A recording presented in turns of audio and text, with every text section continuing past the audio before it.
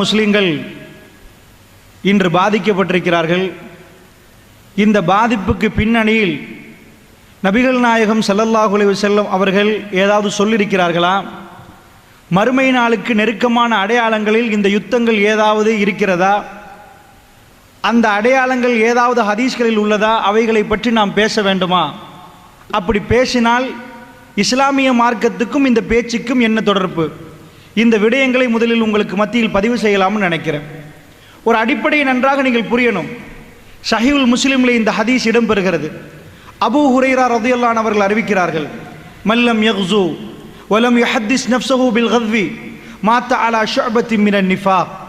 Abu Hurairah ரலியல்லாஹு அன்ஹு அவர்கள் அறிவிக்கிறார்கள், மல்லம் யக்ஸு, யார் போர் செய்யவில்லையோ, யார் ஜிஹாது செய்யவில்லையோ, ஜிஹாதுடைய களம் இருந்து யார் ஜிஹாது செய்யவில்லையோ அவர், வலம் யுஹத்திஸ் நஃப்ஸஹு பில் கத்வி, ஜிஹாதுக்கு கலந்து கொள்ள முடியவில்லை, எங்கேயோ நடக்கிறது, உடலால் நம்மளால் எதுவும் செய்ய முடியாத ஒரு நிலைமை இருக்கிற நேரம், யார் நம்முடைய மனதை அலட்டி கொள்ளவில்லையோ, மனதால் போராடவில்லையோ, மாத்த அலா ஷுஅபத்தின் மினன் நிஃபாக், அவர் முனாஃபிக்குடைய அடையாளத்தோடு மரணித்து விட்டார் என்றார்கள் ஸல்லல்லாஹு அலைஹி வஸல்லம் அவர்கள். உலகத்தில் நடக்கக்கூடிய முஸ்லிம் நாடுகளில் நடக்கக்கூடிய யுத்தங்கள், அவருடைய பாதிப்புகள், நானும் நீங்களும் முனாஃபிக்கா இல்லையா என்பதை பரிசோதனை செய்வதற்காக அல்லாஹ் ரப்புல் ஆலமீன் அவர்களுக்கு நேரடி சோதனை, எங்களுக்கு மறைமுகமான சோதனை.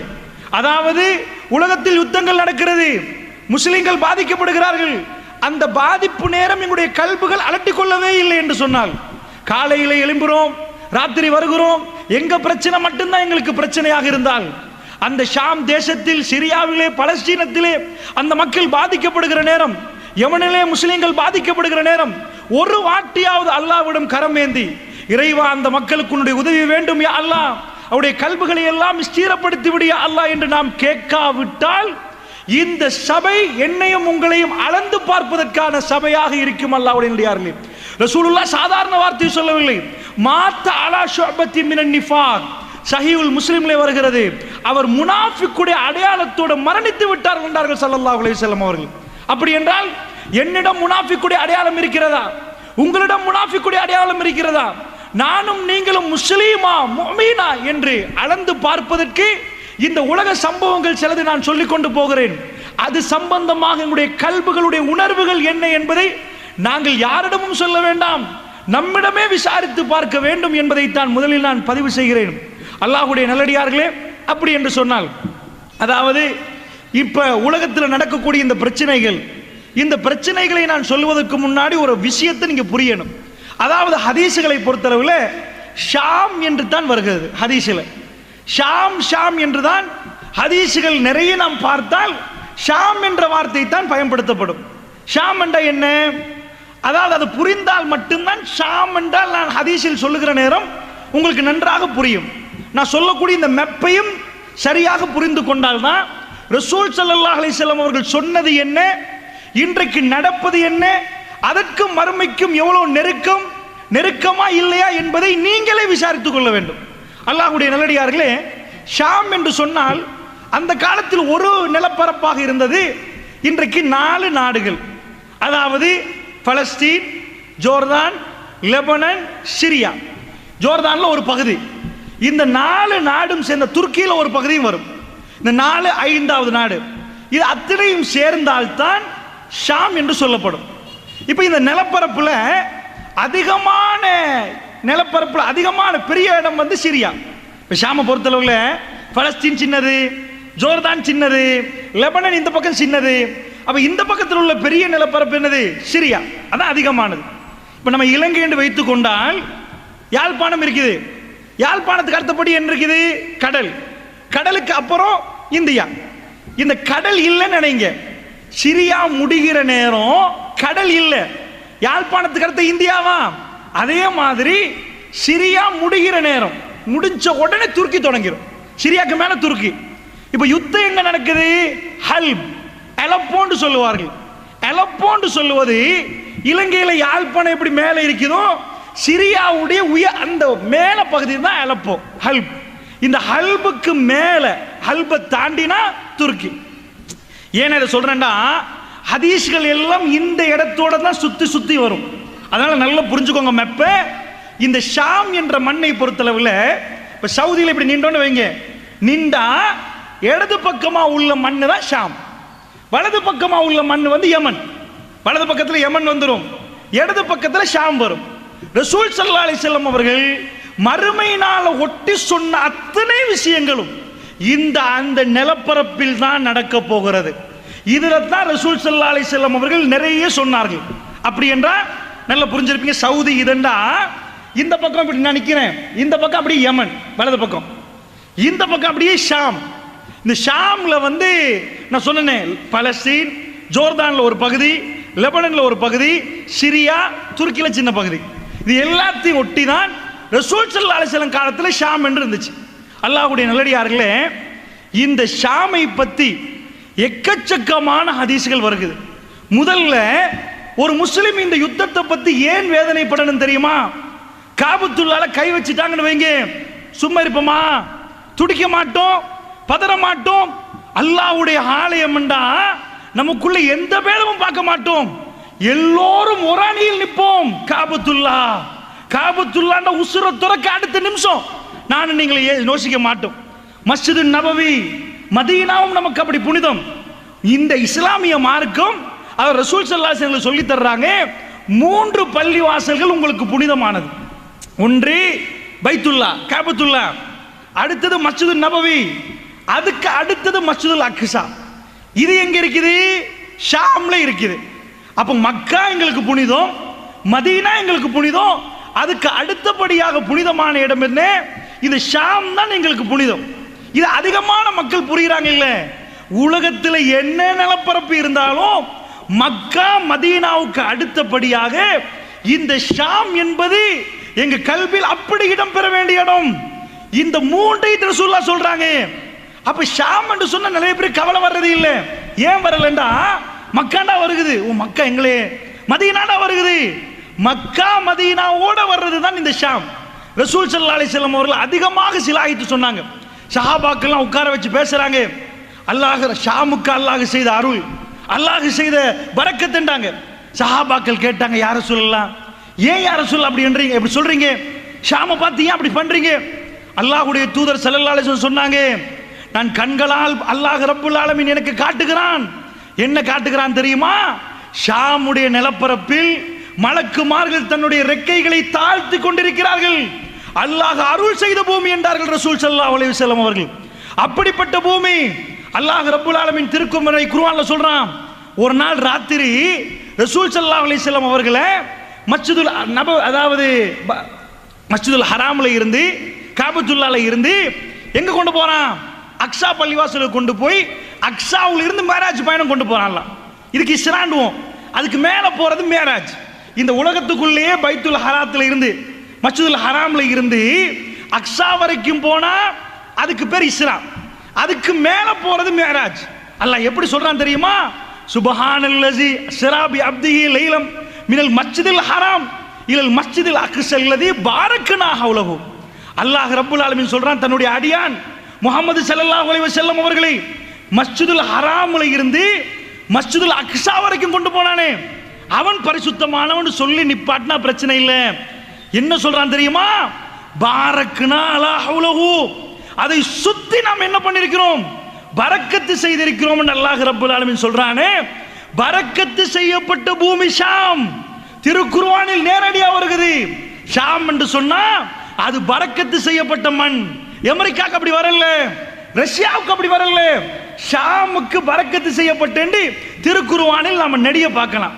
நபிகள் நாயகம் ஸல்லல்லாஹு அலைஹி வஸல்லம் அவர்கள் ஒரு நாள் சொல்றாங்க, என்ன சொன்னாங்க தெரியுமா? ஷாமை பார்த்து, அல்லாஹும்ம பாரிக் லனா ஃபீ ஷாமினா, யா அல்லாஹ் எங்களுடைய ஷாமுக்கு பரக்கத்து செய்வாயாக. ரசூல் ஸல்லல்லாஹு அலைஹி வஸல்லம் சொல்ற நேரம் ஷாம் எங்க கையில இல்ல, கிறிஸ்தவர் கையில. அல்லாஹ்வுடைய தூதர் என்ன பண்றாங்க தெரியுமா? அல்லாஹும்ம பாரிக் லனா ஃபீ ஷாமினா. ஹதீஸ் நல்லா பாருங்க வாசகத்தை. யா அல்லாஹ் எங்களுடைய ஷாம்ல எங்களுக்கு பரக்கத்து செய்வாயாக. ஷாபாக்கள் என்னடா, ரசூல் ஸல்லல்லாஹு அலைஹி வஸல்லம் காலத்துல ஷாம் எங்க கையில வரவே இல்லை, ஷாம் கிறிஸ்தவர்கள் கையில. அப்ப அல்லாஹ்வுடைய தூதர் சொன்னாங்க, ஷாம் கிடைக்க போகுதுன்னு அர்த்தம். அதோட யமன் வாசிகள் இருந்தாங்க. யார் சொல்லலாம்? எங்களுக்கு சொல்ல மாட்டீங்களா? எங்க ஊருக்கு கேட்க மாட்டீங்களா? அல்லாஹும்ம பாரிக் லனா ஃபீ ஷாமினா வ ஃபீ யமனினா, யா அல்லாஹ் எங்களுடைய ஷாமுக்கும் எங்களுடைய யமனுக்கும் யா அல்லாஹ் நீ பரக்கத்து செஞ்சிரு யா அல்லாஹ். அது கூட நஜ்து வாசிகள் ஈராக் மக்கள் கேட்கிறாங்க, யார் சொல்ல எங்களுக்கும் கொஞ்சம் ஈராக்குக்கு. அல்லாஹ்வுடைய தூதர் 3 வாட்டி சொன்னார்கள், அல்லாஹும்ம பாரிக் லனா ஃபீ ஷாமினா வ ஃபீ யமனினா, யா அல்லாஹ் எங்களுடைய ஷாமுக்கும் எங்களுடைய யமனுக்கும் பரக்கத்து செய்வாயாக யா அல்லாஹ். 3 வாட்டியும் ரசூல் ஸல்லல்லாஹு அலைஹி வஸல்லம் அவர்கள் நஜ்து ஈராக்கை சொல்லவே இல்லை. எல்லாம் முடிஞ்ச பிறகு ஈராக் ஈரான் பிரதேசம் நஜ்து பிரதேசம் எல்லாம் முடிஞ்ச பிறகு ரசூலுல்லாஹ் சொன்னாங்க, அது ஃபித்னாக்குரிய மண்ணு, கர்னு ஷைத்தான், ஷைத்தான் கொம்புகள் முளைக்கிற இடம், அது பூமி குலுக்க வர்ற இடம், அதுக்கு துவா செய்ய இயலாதுன்றாங்க ரசூல் ஸல்லல்லாஹு அலைஹி வஸல்லம். அல்லாஹ்வுடைய நல்லடியார்களே, பெருமானார் ரொம்ப ரொம்ப ரொம்ப விரும்பின இடம் ஷாம். ஒரு நாள் ரசூல் ஸல்லல்லாஹு அலைஹி வஸல்லம் சொல்றாங்க, ஒரு காலம் வரும், ஒரு யுத்தம் நடக்கும், அந்த யுத்தம் 3 இடங்களில் நடக்கும் என்றாங்க. ஒன்று ஈராக்கில் நடக்கும் என்றார்கள், அடுத்தது ஷாமில் நடக்கும் என்றார்கள், அடுத்தது யமனில் நடக்கும் என்றார்கள். இன்றைக்கு 3 ஈராக் முடிந்து விட்டது, அதுக்கு மேலேயும் இருக்கும் இன்ஷா அல்லாஹ். ஷாமில் நடக்கிறது, யமனில் நடக்கிறது. சஹாபாக்களில் ஒருவர் கேட்டார், யார் ரசூலல்லாஹ், அந்த நேரத்தில் எந்த சபைக்கு எந்த படைக்கு நான் போக வேண்டும் யார் ரசூலல்லாஹ்? அல்லாஹ்வுடைய தூதர் என்ன சொன்னார்கள் தெரியுமா? ஷாமுடைய படைக்கு போன்றார்கள். யார் ரசூலல்லாஹ், ஷாமுடைய படைக்கு நான் தவறிவிட்டேன் என்றால் எந்த படைக்கு யார் ரசூலல்லாஹ் நான் போக வேண்டும்? யமனுடைய படைக்கு போன்றார்கள் ரசூல் ஸல்லல்லாஹு அலைஹி வஸல்லம். அல்லாஹ்வுடைய தூதர் விரும்பினது ஷாம், இல்லாவிட்டால் யமன்.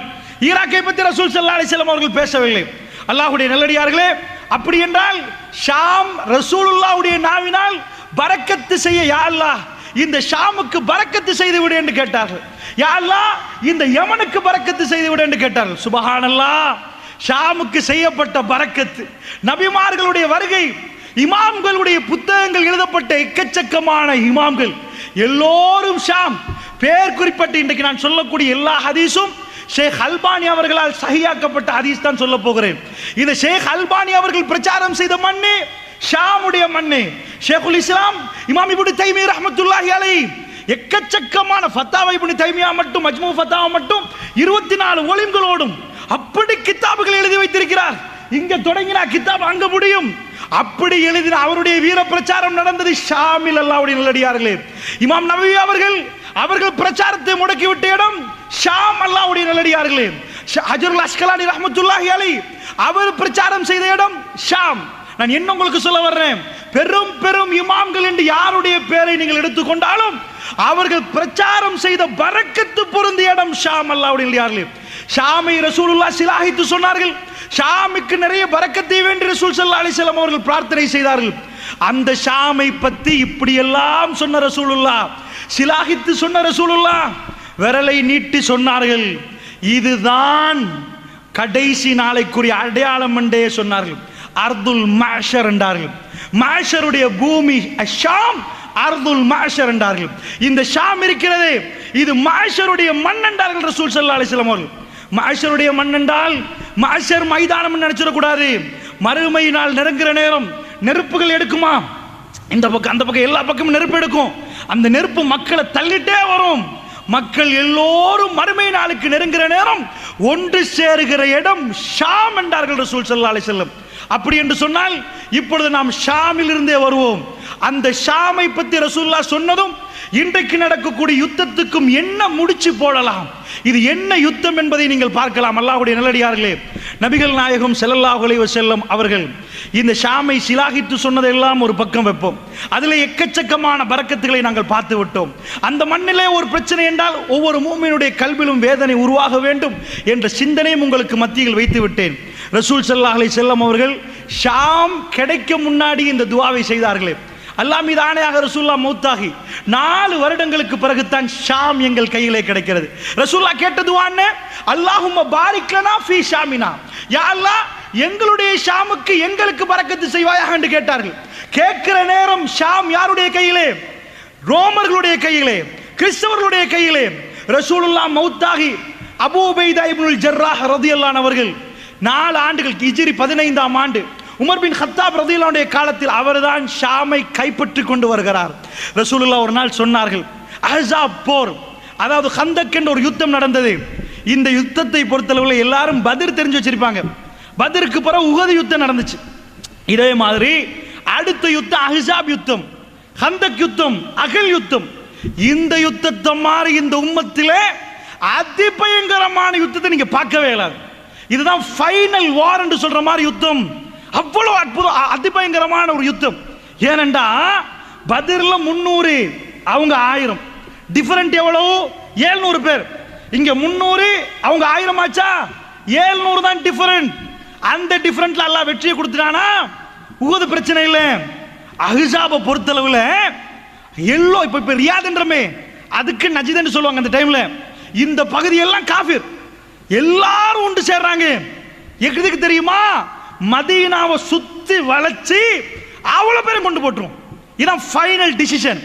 வர்றார்கள் எல்லோரும் படையெடுத்துக்கொண்டு, கிட்டத்தட்ட 10,000 பேர். மதீனா பாப்புலேஷனை எல்லாத்தையும் சேர்த்தாலும் 3000 வராது. இப்ப எவ்வளவு டிஃபரண்ட்? 7000 பேர் டிஃபரண்ட். 10,000 வர்றான், 3000 பேர் இருக்கிற ரசூலுல்லாஹ் தாடியை பிடிச்சிட்டாங்க. மெசேஜ் வந்துடும். அப்படியே யோசிச்சுட்டு இருக்கிற நேரம் சல்மான் அல் ஃபாரிசி வர்றாரு. யார சொல்லலாம், கவலைப்படாதீங்க, அல்லாஹ் இருக்கிறான். இங்க பாரசீகத்தில், பாரசீகம் என்ன, ஒரு பெரிய சாம்ராஜ்யம். இன்றைக்கு அமெரிக்கா அதனுடைய டொனால்ட் ட்ரம்புடைய பதவியேற்ப உலகமே பேசுது என்றால், இதே மாதிரி பாரசீகம் என்பது இன்றைக்கு அமெரிக்கா மாதிரி. பாரசீக சாம்ராஜ்யம், எம்பையர் ஆஃப் பர்ஷியா, பர்ஷியாவுடைய சாம்ராஜ்யத்து பாரசீகத்திலிருந்து வந்தவர் அவர் சல்மான் அல் ஃபாரிசி. யார சொல்ல, எங்க ஊர்ல என்ன செய்வாங்க தெரியுமா? இந்த மாதிரி படையெடுத்து வந்தா குழி தோண்டிடுவோம். அப்ப வந்து எதிரி கீழே உளுந்துருவானா, குடியில உளுந்து தானே நம்மகிட்ட வரணும். உழுகிற நேரம் சரம் மாறியா பார்த்துக்கொள்வோம். செஞ்சிருவோமா? யார சொல்லலாம். மதீனாவில் பட்டினி நிலவுறது. ரசூலுல்லாஹ் முடிவெடுக்கிறாங்க, சல்மான் அல் ஃபாரிசி சொன்னதை செய்வோம் என்றாங்க. எல்லோரும் குழியை தோண்டுங்கன்றாங்க. கிட்டத்தட்ட 1500 பேர் கிளம்புறார்கள். உள்ள அவ்வளவு ஆம்பளைகளும், சாப்பிடுக்கு வழி இல்லை, வயிற்றுகள்ல கல்லு தொங்குது. மதீனாவில் இந்த பக்கம் பெரிய மலை தொடர், அங்கெல்லாம் குழி தோண்ட தேவையில்லை. இந்த பக்கம் மலை தொடர், அதுக்கு பிரச்சனை இல்லை. பின்னாடி பனு குறைலா யகூதிகள், அவங்கள கூட பேச்சுவார்த்தை நடத்தி, இங்கால விட்டுறாதப்பா, 3 ஏரியாவும் கவர் பண்ணியாச்சு. பெரிய ஒரு ஏரியா இருக்கு. இப்போ போனா உங்களுக்கு விளங்கும். இதான் நெடுஞ்சாலையே பெருக்கும். இப்போ போனா தெரியாது. மதீனாவுடைய ஓப்பன் ஸ்பேஸ், இந்த ஸ்பேஸால தான் எல்லாரும் வந்துடலாம். குழியை தோண்டுவோன்னு முடிவு செய்கிறாங்க. முடிவு செஞ்சா பட்டினி நிலவுது, எல்லாரும் தோன்றாங்க. ஒரு ஆச்சரியம் நடக்குது. குழியை தோண்டிட்டு போற நேரம் ஒரு கல்லு குறுக்க வருகுது. உடைக்க பார்க்கறாங்க, உடையுது இல்ல. அட்டிக்கிறாங்க, உடையுது இல்ல. மஷூரா கேட்கறாங்க. ரசூலுல்லாஹ் போய் மஷூரா கேட்போம். இந்த கல்லு நிக்குது, எல்லாத்தையும் தோண்டிட்டு போறோம், கான் மாதிரி தோன்றாங்க, இது மட்டும் நடுவில் நிக்குதேப்பா, என்னன்னு கேட்டுருவோம். மஷூரா கேட்கிற நேரம் ரசூல் ஸல்லல்லாஹு அலைஹி வஸல்லம் வர்றாங்க.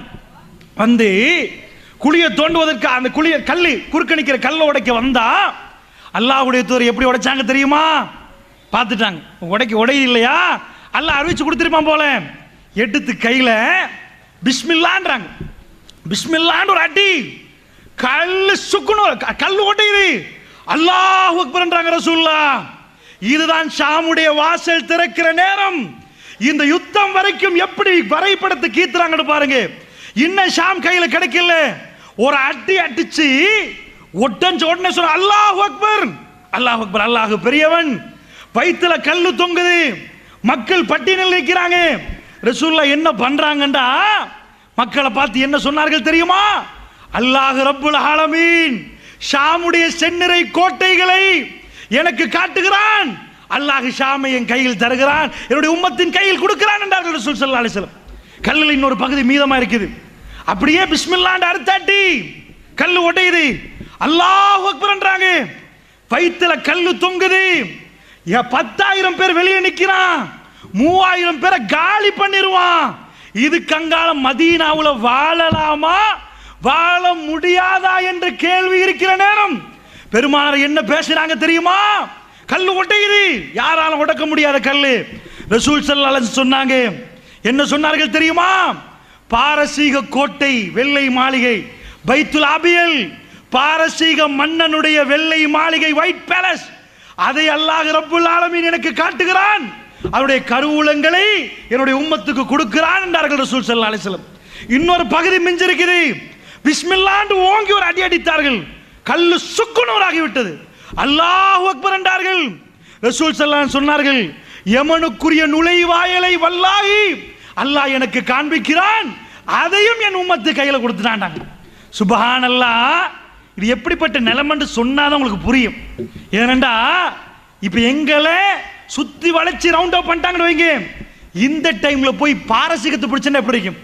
ஒரு எம்பையர, ஒரு சாம்ராஜ்யம் கையில் வருமா?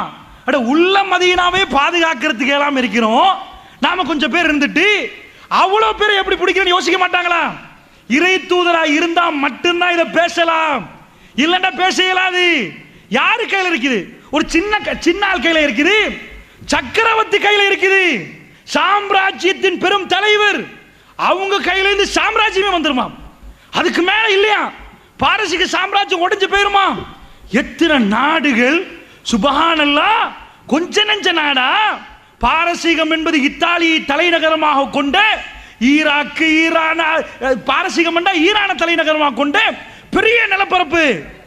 ஷாமண்டா இது ரோமபுரி என்ன, இத்தாலிய தலைநகரமாக கொண்ட பெரிய நிலப்பரப்பு. இதெல்லாம் நம்ம கையில வந்துரும்ன்றாங்க ரசூலுல்லாஹ். சுபஹானல்லாஹ். எப்படி நேரம் என்று சொன்னா உங்களுக்கு வழங்கு கையில் வர்றதுக்கு. அல்லாஹ்வுடைய நல்லடியார்களே, கடைசி மூமெண்ட் சொல்லி காட்டுறேன் கேளுங்க. அஹ்ஸாப் போர் மாதிரி சஹாபாக்கள் அவ்வளவு நொந்து போன ஒரு யுத்தம் இல்லை. இரவாகிறது, போருக்கு வந்து விட்டார்கள். மதீனாவில் கொஸ்டின் மார்க் நிலவுது. 10,000 பேர் குலுக்கி அங்கால நிக்கிறான், 3,000 பேர் இங்க இருக்கிறாங்க குடும்பம் சகிதம். வந்து பாஞ்சா முடிஞ்சு போச்சு கதை.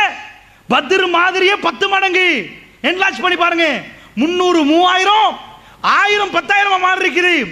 ரசூலுல்லாஹ் எழும்புறாங்க. சுபஹானல்லாஹ். ஆச்சரியமான ஒரு வரலாறு சஹீஹ் முஸ்லிம்ல வருகிறது. எந்த அளவுக்கு கண்ட அல்லாஹ் ரப்புல் ஆலமீன் எப்படி விரட்டான் பாருங்க. நீங்க சூரா அஹ்ஸாபை பிரட்டி பார்த்து உங்களுக்கு விளங்கும். பெருமானார் எழும்பி கேட்கிறாங்க, மக்களே என்ன அறிவிச்சாங்க தெரியுமா? அடுத்த பக்கம் குழியை தாண்டி அடுத்த பக்கமா நிக்கிறாங்க படை தலைவர் அபூ சுஃபியான். அங்க போய் அவங்க என்ன மஷூரா பண்றாங்கன்னு யாராவது என்கிட்ட கேட்டு சொல்லுவீர்களா? என்ன பரிசு தெரியுமா அவர்களுக்கு? சாதாரண பரிசு அறிவிக்கல, என்னோடு சுவர்க்கத்தில் இப்படி இருக்கலாம். நானும் அவர் சுவர்க்கத்தில் அப்படி நிற்போம். ஒன்று ஒன்று இந்த குழியை தாண்டி போய் அதுக்கு அங்கால இருக்கிறார்களே, அவங்க என்ன மஷூரா பண்றாங்கன்னு கேட்டு சொல்லிருங்க அப்படின்றாங்க. அல்லாவுக்கு வகை அறிவிச்சிடலாம், ஆனா அல்லாஹ் ஒரு பரிசு கொடுக்க போறான். புரிஞ்சு கொள்ளுங்கள் எப்படி ஷாம் கையில வருகுதுண்டு. அல்லாஹ் ரப்புல் ஆலமீன் ஒரு பரிசு கொடுக்க போறான் அஹ்ஸாப் யுத்தத்துல. ரசூலுல்லாஹ் சொல்லிட்டாங்களா? ஒரு ஆள் சுப்ஹானல்லாஹ். சஹாபாக்கள் கேட்பாங்க, யா ரசூலல்லாஹ் சொர்க்கத்தில் எனக்கு இடம் இருக்குதா? அப்படி பண்ணட்டுமா, இப்படி பண்ணட்டுமா? சுப்ஹானல்லாஹ். நினைமையை நினைச்சு பாருங்க. ஒரு ஆள், சஹீஹ் முஸ்லிம்ல உள்ள ஹதீஸ், ஒரு ஆள் எலும்பல்ல, அவ்வளவு மௌனம். ஏன் தெரியுமா? அப்படிப்பட்ட கூதல். அந்த கூதலை வர்ணிக்க இயலாது. அல்லாஹ் குர்ஆன்ல சொல்றான், நாங்க எதுக்கு அந்த கூதல் அனுப்பினோம்ன்றான். மைனஸ் ஆயிருக்குன்னு நினைக்கிறேன். எலும்பேல நட்டுங்க அப்படி நிக்கிறார்கள் எல்லாம் போத்திட்டு. சுப்ஹானல்லாஹ். இறை தூதர் மட்டும் ஆச்சரியமே எழும்பி பேசுறார். அல்லாஹ் அவருக்கு கொடுத்த அருள். நட்டுங்க நிக்கிற நேரம் இரண்டாவது தடவை ரசூலுல்லாஹ் கேட்கிறாங்க, மக்களே அங்க போய் நாளைக்கு யுத்தம் ஆரம்பிக்க போகுது, அங்க போய் அவங்க என்ன பேசுறாங்கன்னு எனக்கு கேட்டு சொல்லி தருவதற்கு யாராவது உண்டா? அல்லாஹ் அறிவிக்கிறான், சுவர்க்கத்தில் நான் அவர் இப்படி நிற்போம், என்னோட சுவர்க்கத்தில் இருக்கலாம் என்றாங்க. யாருமே இல்லை. சப்பன் அமைதியா நிக்குது. கடுமையான இருட்டு, கட்டும் காத்து வீசுகிறது. கூதல் தாங்க முடியல. மூணாவது வாட்டி சொல்லிட்டாங்களா, இஸ்லாமிய வரலாறுலேயே இது பார்க்க இயலாது. இஸ்லாமிய வரலாறுல பத்ர் யுத்தத்தில் எழும்பி யார சொல்லலாம்? என்ன சொன்னார்கள்? நீங்க பாய சொன்னா நாங்க பாய்வோம் யார சொல்லலாம். அப்படி பேசினவர் எல்லாம் இருக்கிறார்கள். ஏன் பேச்சு வருவதில்லை தெரியுமா? ஏலா அந்த கூதல் நடக்க விடுவதில்லை. அங்கிருந்து எப்படி போறது? அப்படி கூதல். சுபஹானல்லாஹ். ரசூலுல்லாஹ் மூணாவது தடவை சொல்லிட்டு முகம் மலர்ந்து ரசூலுல்லாஹ் என்ன சொன்னார்கள் தெரியுமா? கும்யா உதைஃபா, உதைஃபா எலும்புங்கள் என்றார்கள் ரசூலுல்லாஹ். கும்யா உதைஃபா, உதைஃபா எலும்புங்க. அவர் சொன்னார், வல்லதி நஃப்ஸி பியதி, எவன் கரத்தில் என்னுடைய ஆன்மா இருக்கிறது அவன் மீது ஆணையாக, ரசூலுல்லாஹ் மட்டும் எனக்கு எலும்புங்கள் என்று சொல்லாவிட்டால் நான் எழும்பியே இருக்க மாட்டேன். எனக்கு எலும்புங்கள் என்று ரசூலுல்லாஹ் சொன்னார்கள். நான் எழும்பி நின்றேன். உதைஃபா நீங்கள் போய் எனக்கு சொல்லுங்கள். சுபஹானல்லாஹ். எப்படி சொல்லுவது? அந்த கூதலை எப்படி சொல்றது? அவர் சொன்னார், வல்லாஹி நான் அப்படியே ரசூலுல்லாஹ் சொன்னதுக்காக வேண்டி போனேன். போகிற நேரம் ரசூலுல்லாஹ் நிப்பாட்டினார்கள், ஹுதைஃபா நீங்கள் போய் அவர்களை என் பக்கம் திசை திருப்பி விடாதீங்க, போய் ஏதாவது உண்டாக்கி அவ்வளவு பேரை எங்கள் பக்கம் அனுப்பி விடாதீங்க ஹுதைஃபா, போங்கன்றாங்க ரசூலுல்லாஹ். அவர் போய் சுப்ஹானல்லாஹ் எங்க போறார், அப்படியே போய் ஒரு நெருப்பு பத்த வைக்கப்பட்ட இடத்துல உட்கார்றார். உட்கார்ந்தா முதுகு தெரியுது. யாருடைய முதுகு? அந்த படையின் தளபதி அபூ சுஃபியானுடைய முதுகு. எடுக்கிறார், கையில அம்பை எடுத்து குத்தி சாடிப்போம் என்று அனுப்புவோம் என்று நினைக்கிறார். உடனே ரசூலுல்லாஹ் சொன்ன செய்தி ஞாபகம் வருகிறது, ஹுதைஃபா அவர்களை குழப்பி விடாத ஹுதைஃபா என்றார்கள் ரசூலுல்லாஹ். உடனே என்ன பண்ணிட்டார், அப்படியே போட்டு விட்டார். வேண்டாம், பேசுவதை எல்லாம் கேட்டுவிட்டு திரும்பி வந்தார்கள். எல்லா சஹாபாக்களும் அமர்ந்திருக்கிறார்கள். அப்படிப்பட்ட ஃபைனல் வார், அதிபயங்கரமான ஒரு நேரம். ஹுதைஃபத்துல் யமான் ரலியல்லாஹு அன்ஹு அவர்கள் வருகிற நேரம். ரசூலுல்லாஹ் கூப்பிட்டு விட்டு, ஹுதைஃபா என்னப்பான்னு கேட்டார்கள். யா ரசூலல்லாஹ் அவர்கள் போக போறார்கள், யா ரசூலல்லாஹ் இந்த கூதல் அவர்களால் தாங்க முடியவில்லை, அவர்கள் சாக போறார்கள் யா ரசூலல்லாஹ், முடிவை என் காதிலே அல்லாஹ் எட்ட வைத்து விட்டான், அவர்கள் போக போறார்கள் யா ரசூலல்லாஹ். ஹுதைஃபத்துல் யமான் ரலியல்லாஹு அன்ஹு சொல்ற நேரம் என்ன சொன்னார்கள் தெரியுமா? நான் அப்படியே கதையை சொல்லி முடித்து விட்டேன், என்னெல்லாம் பேசினார்களோ அத்தனையும் சொல்லிவிட்டேன். அல்லாஹ் மீது ஆணையாக ரசூலுல்லாஹ் என்னை எழும்புங்கள் என்று சொன்னார், கும்யா ஹுதைஃபாண்டு. நான் எழும்புற நேரம் அப்படி கூதலாக இருந்தது. போங்கள் என்றார்கள். வல்லாஹி ஒரு சூடு காத்து வீசினால் அதில் எப்படி இருக்குமோ இந்த கூதல் அப்படியே இல்லாமல் சூடு காத்தில் பறந்து போற மாதிரி இருந்தது. நான் அப்படி, எனக்கு எந்த வேதனையும் இருக்கவில்லை. எல்லாத்தையும் கேட்டுவிட்டு நான் திரும்பி ரசூலுல்லாஹ்விடம் வந்தேன். வந்து கதையெல்லாம் சொல்ற நேரம் எதுவுமே இருக்கவில்லை. எல்லாத்தையும் முடித்து விட்டேன். கூதல் மறுபடி என்னை பிடித்துக் கொண்டது. ரசூலுல்லாஹ் ஒரு கம்பளியால் என்னை போத்தினார்கள், அவர்கள் தொழுதார்கள். நான் அப்படியே தூங்கிவிட்டேன். காலையிலே சுபஹ் நேரத்தில் என்னை எழுப்பாட்டி தூக்கம் மூஞ்சே என்று செல்லமாக என்னை பேசி எலும்பு ஹுதைஃபா என்று சொன்னார்கள். ஏன் தூக்கம் மூஞ்சே என்று பேசினார்கள்? ரசூலுல்லாஹ்வுடைய சுவர்க்கத்தின் பார்ட்னர், சுவர்க்கத்தின் தோழர் அல்லாஹ் ரப்புல் ஆலமீன் அதிபயங்கரமான நேரங்களிலும் முஸ்லிம் உம்மத்துக்கு கொடுத்த நற்செய்தி. அல்லாஹ்வுடைய நல்லடியார்களே, இந்த ரெண்டு செய்தியும் நன்றாக பார்த்துக் கொள்ளுங்கள். ஒன்று, மதீனா என்ன நிலவரம் என்று தெரியாது, குழியை தோண்டி கொண்டிருக்கிறார்கள். அல்லாஹ் ரப்புல் ஆலமீன் ஃபைனல் நேரத்தில் யுத்தம் செய்ய இயலாது, வந்தவர்களை திருப்ப அனுப்புவோம் என்று கடும் கூதலை அனுப்பி யுத்தத்தை முடித்து விட்டான். அல்லாஹ் முஸ்லிம்களுக்கு வெற்றி அல்லாஹ் கொடுத்து விட்டான். அந்த வெற்றி நேரம் ஒரு தோழரை சுவர்க்கவாசியாக அல்லாஹ் இந்த உம்மத்துக்கு அறிமுகப்படுத்தினான். இப்படி இந்த யுத்தத்திலே தான் ஷாம் கையிலே கிடைக்கும் என்றார்கள். இந்த நேரத்தில் யாரும் நம்ப மாட்டாங்க. வயிற்றுல கல்லு தொங்குற நேரம் ஷாம் கிடைக்குமாப்பா, பாரசீகம் கிடைக்குமான்னு கேட்பாங்க. அல்லாஹ்வுடைய தூதரை நம்பின கூட்டம் வயிற்றுல கல்லை பார்த்துட்டு சின்ன கிராமம் மதீனாவே இவருக்கு இயலாது, ஷாமான்னு கேட்கவில்லை. இறை தூதர் பேசினால் அது நடந்தே ஆகும் என்று நம்பினார்கள். அந்த நம்பிக்கையின் அடிப்படையில் அல்லாஹ் ஜல்ல ஷானுஹு வ தஆலா ஷாமை கொடுத்தான். ரசூல் ஸல்லல்லாஹு அலைஹி வஸல்லம் தொடர்ந்து சொன்னார்கள். அப்ப இந்த நான் கேட்ட இந்த ரசூலுல்லாஹ் கேட்ட துஆ இப்ப பொருந்துதா? யா அல்லாஹ் எங்களுடைய ஷாமுக்கு பரக்கத்து செய்வாயாக என்று கேட்டார்கள். நேரடியாக வருகிறேன் இன்றைக்குள்ள நிலவரத்துக்கு. ரசூல் ஸல்லல்லாஹு அலைஹி வஸல்லம் அடையாளம் காட்டினார்கள். ஒரு சில ஊர்களை அடையாளம் காட்டினார்கள். இந்த ஊர்கள் கை வைக்கப்பட்டால் மறுமை நாள் வரும் என்றார்கள். ஸஹீஹுல் முஸ்லிமிலே வருகிறது, லா தகுமு ஸாம் ஹத்தா யன்ஸில ரூம் அமாக் அவி தாபிக் என்றார்கள். அமாக் அல்லது தாபிக் என்ற ஊருக்கு ரோமர்கள் வரும் வரைக்கும், ரோமர்கள் கைப்பற்றும் வரைக்கும் மறுமை நாள் வரவே வரவே வராது என்றார்கள். அல்லாஹ்வுடைய நல்லடியார்களே, இன்றைக்கு யுத்தம் நடக்கிறது. எங்க சிரியாவுடைய அலப்போ, ஹல்ப், அஹ்லு சுன்னா வல் ஜமாத்தினர்கள் வாழக்கூடிய பூமி. இந்த ஹல்புக்கு பக்கத்திலே தான் அமாக் அல்லது தாபிக் என்ற ஊர் இருக்கிறது. இந்த தாபிக்கு கை வைத்தால், தாபிக்ல வந்து ரோமர்கள் இறங்கினால் இமாம் மஹ்தி அலைஹிஸ்ஸலாத்து வஸ்ஸலாமுடைய வருகையை எதிர்பார்க்க வேண்டும். ஏனென்றா ரசூல் ஸல்லல்லாஹு அலைஹி வஸல்லம் அவர்கள் அவ்வளவு பெரிய நிலப்பரப்புல, இன்றைக்கும் நான் விக்கிபீடியாவில் தேடி பார்க்கிற நேரம் அது சின்ன கிராமம். தாபிக் என்ற ஊரை உங்களுக்கு போய் பார்க்கலாம், என்சைக்ளோபீடியா ஆஃப் விக்கிபீடியா. அது ஒரு சின்ன கிராமம், பெரிய கிராமம் இல்லை, சின்ன கிராமம். ஆனால் ரசூல் ஸல்லல்லாஹு அலைஹி வஸல்லம் அவர்கள் சொன்னார்கள், பைத்துல் மக்தஸை பற்றி சொன்னார்கள், யகூதிகளுக்கும் உங்களுக்கும் சண்டை வராமல் மறுமை நாள் வராது என்றார்கள். இந்த மஸ்ஜிதுல் அக்ஸாவுடைய போராட்டத்தை ரசூலுல்லாஹி ஸல்லல்லாஹு அலைஹி வஸல்லம் சொன்னார்கள். எங்கே ஈசா நபி வருவார் என்று சொன்னார்கள். எல்லாம் பேசின ரசூலுல்லாஹ் ஒரு சில ஊர்களை சொல்லி காட்டினார்கள். ஒன்று துருக்கி, நான் சொன்ன ஹல்பை அலப்போவை தாண்டினால் துருக்கி. இதோட இஸ்தான்புலை சொன்னார்கள். இஸ்தான்புல் என்றால் இவருடைய தலைநகரம் அல்லாஹ்வுடைய நிலையார்களே. இலங்கைக்கு எப்படி ஒரு தலைநகரம் இருக்கிறதோ துருக்கியுடைய தலைநகரம் தான் இஸ்தான்புல். அதே மாதிரி இன்றைக்கு நடக்கக்கூடிய சிரியாவுடைய போராட்டம், இந்த போராட்டத்திலே அலப்போ அல்லது ஹல்புக்கு பக்கத்துள்ள தாபிக் என்ற இந்த ஊர், இந்த ஊர்களை கிறிஸ்தவர்கள் கை வைக்கும் வரைக்கும் லா தகுமுஸ்ஸா, மறுமை நாள் வரவே வரவே வராதென்றார்கள். அல்லாஹ்வுடைய நல்லடியார்களே, இன்றைக்கு ஆரம்பிக்கப்பட்ட இந்த யுத்தம் அந்த யுத்தமா என்ற சந்தேகம் வருகிறது. அதற்காக வேண்டி நான் சொல்கிறேன், ரசூல் ஸல்லல்லாஹு அலைஹி வஸல்லம் சொன்னார்கள், ஒரு சஹாபாக்களை எல்லாம் பார்த்து விட்டு சொன்னார்கள், ஒரு காலம் வரும் என்றார்கள்.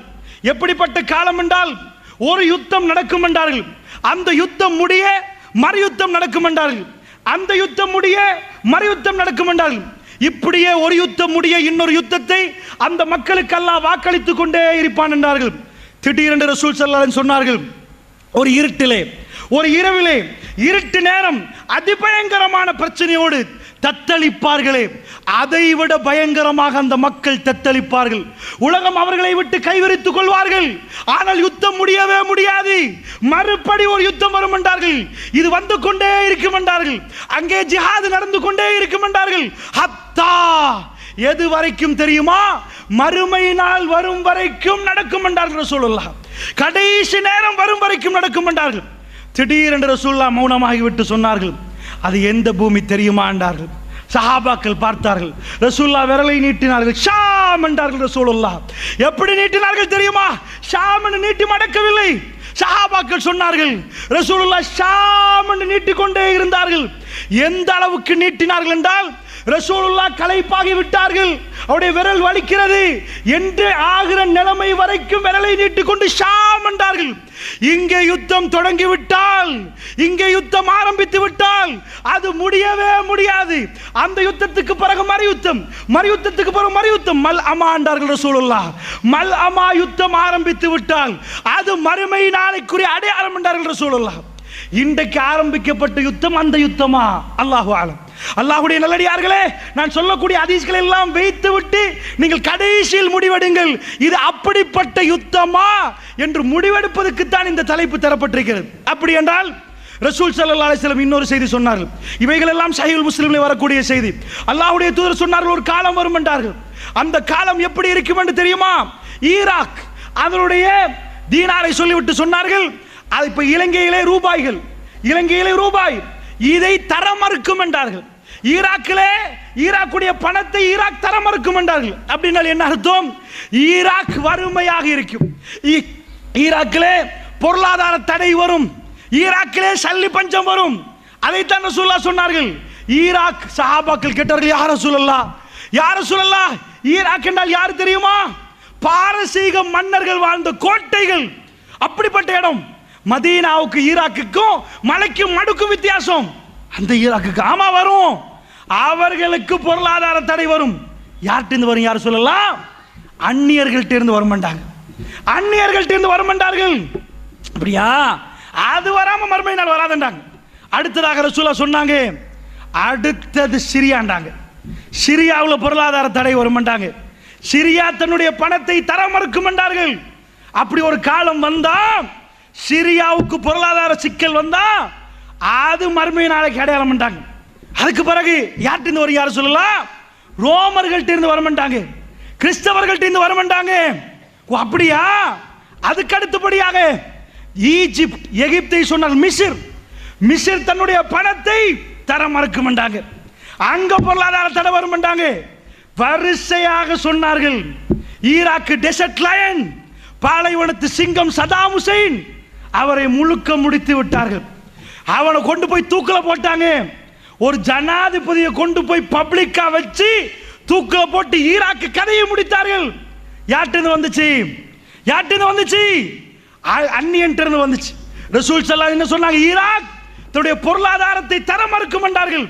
முஸ்லிம் உம்மத்து எதிர்பார்த்தது, முஸ்லிம் அறிஞர்கள் எதிர்பார்த்தார்கள். ரசூலுல்லாஹ்வுடைய ஹதீஸ் படி அடுத்ததாக சிரியாவுக்கு இந்த பிரச்சனை வர வேண்டும் என்று எதிர்பார்த்தார்கள்.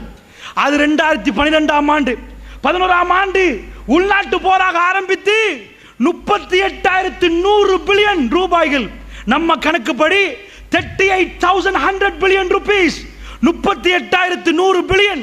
ஈராக் பொருளாதாரம் இல்லாமலே போச்சு, காலியாச்சு. நம்ம நாட்டு இந்த தடவை பட்ஜெட் 3000 பில்லியன் ரூபாய் செலவு, வரவு இல்லை, வரவு கம்மி. கிட்டத்தட்ட 3000 கிட்ட வருகிறது செலவு. ஸ்ரீலங்கா கவர்மெண்ட் இந்த தடவை போட்ட பட்ஜெட் 3000 பில்லியன் என்றா சிரியாவில் நடக்கிற உள்நாட்டு போர். இது சின்ன பேர போர் இல்லம்மா, அது என்ன போர் நான் சொல்லுவேன், உள்நாட்டு போர். என்ன போர்னு புரியுது உங்களுக்கு? ஸ்ரீலங்காவில் கவர்மெண்ட் ஒன்று சொல்லிட்டு மக்கள் ஏற்றுக்கொள்ளல, புரட்சி பண்ணுவாங்களா? இதை குறைங்க, பஸ்ஸுக்கு இந்த மாதிரி தடை அடிக்காதீங்க, வெஹிக்கிள் போற நேரம் லைசன்ஸ் இல்லைன்னா இவ்வளவு அடிக்காதீங்க. மக்கள் போராடுவாங்களா? போராடுற நேரம் என்ன ஆகும்? ஸ்ரீலங்கா கவர்மெண்ட் என்ன பண்ணும்? அதை ஆர்மி அனுப்பி அந்த மக்கள் என்ன பண்ணுவாங்க? டியர் கேஸ் அடிப்பாங்க, கொஞ்சம் அந்த கண்ணீர் புகை அடிச்சு தண்ணி அடிச்சு மக்கள் அனுப்பிடுவாங்க. ஆனா அங்க என்ன பண்ணா தெரியுமா? பஷார் அல் அசாத் உள்நாட்டு யுத்தம் நடக்கிற நேரம் கண்ணீர் புகை அடிக்கல, சுட்டு கொலை செய்யறான். சுட்டு கொலை செய்யத்தான் நடக்குது. ஏன் நடக்குதுண்டா, பஷார் அல் அசாத் யாருன்னு புரிஞ்சாதான் இது அப்படியே வழங்கும் உங்களுக்கு. அவங்க வாப்பா அவன் என்ன பண்றான்? அவன் ஒரு கட்சியில் ஆட்சி செய்துட்டு இருக்கிற நேரம் இப்ப உள்ள சிரியாவுடைய ஜனாதிபதி யாரு? Bashar al Azad. அவன் ஒரு கண் டாக்டர், ஐ ஸ்பெஷலிஸ்ட், கண் வைத்தியர். அவர் ராணுவத்தில் போய் சேர்ந்து 2000 ஆண்டு அவங்க வாப்பா மௌத்தாகிற நேரம் பஷார் அல் அசாத் ராணுவத்தை எடுத்துட்டு வந்து ராணுவ புரட்சி செய்துதான் வர்றான் கவர்மெண்ட்டுக்கு. ஏனண்டா அவன் வந்து நுசைரியாண்ட பிரிவை சேர்ந்தவன். இப்ப உதாரணத்துக்கு இலங்கையில முஸ்லிம்கள் இருக்கிறோம், எங்க சனத்தொகை எப்படின்னு பாப்போமா? இதே மாதிரி அங்க ஷியாக்கள் இருக்கிறாங்க, சுன்னிகள் இருக்கிறாங்க. ஷியா எங்க நுழைஞ்சானோ அங்க சாவு மணிதான். ஷியாக்கள் நுழைஞ்சால் இரத்த ஆறுகள் ஓடும். எத்தனை வீதம் இருக்கிறாங்க? 12 வீதம். எண்ணி பார்த்தா 30 லட்சம் மக்கள். எங்கள்கிட்ட நாங்க 2 கோடி 10 லட்சம் இருக்கிறோம். ஸ்ரீலங்காவில் முழு சிரியா சனத்தொகை 2.5 கோடி. 2.5 கோடி தான் மக்கள். அதுல பஷார் அல் அசாத் இருக்கிறானே, அவன் நுசைரியா பிரிவோட இருக்குது, அவன் 30 லட்சம். மற்றது கிறிஸ்தவர்கள் 10 வீதம் 25 லட்சம். மற்றது துருக்கி மக்கள் இருக்கிறாங்க ஒரு 8 வீதம். அதுக்கு மேல உள்ள 70 வீதமும் அஹ்லு சுன்னா வல் ஜமாத், குர்ஆன் சுன்னாவோட உள்ள மக்கள்.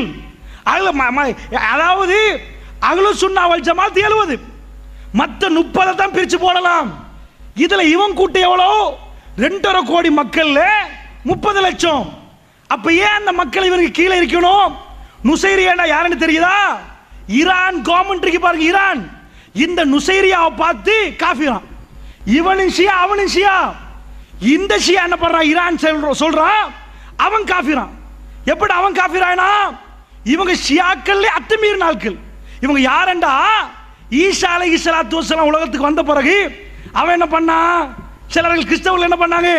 இது இறைவனின் அவதாரம் எடுத்து ஈசா வந்தார், இவர் இறைவனின் மகன், இறைவன் ஆண்ட ஒரு கூட்டம், இறைவன் மகன் தான் ஒரு கூட்டம், இந்த மாதிரி போச்சு. இதே மாதிரி இவங்க என்ன பண்ணாங்கண்டா, அலி பின் அபி தாலிப் யாரு தெரியுமா? அல்லாஹ் இந்த உலகத்துக்கு அலியுடைய வடிவத்தில் வந்தான். சுப்ஹானல்லாஹ். அலி ரலியல்லாஹு தூக்கி எங்கேயோ வச்சு ஷியாக்கள்ல ரொம்ப மோசமான ஜாதி. இவர்கள்ட்ட ஒரு கொள்கை என்ன தெரியுமா? அஹ்லு சுன்னா வல் ஜமாத்தை கொண்டா நன்மை, இரத்த ஆறு ஓடினா நன்மை, கொல்ல அவர்களை. இந்த கொள்கையில் உள்ளவர்கள் என்ன பயன்படுத்தினான் தெரியுமா? என்னையே இல்லாமலாக்க பாக்குறீங்களா? அவன் மக்களை கொல்றான். தன்னுடைய நாட்டு மக்களை ராணுவத்தை போட்டு கொல்ற நேரம் அங்கால 4 படம் வருகுது.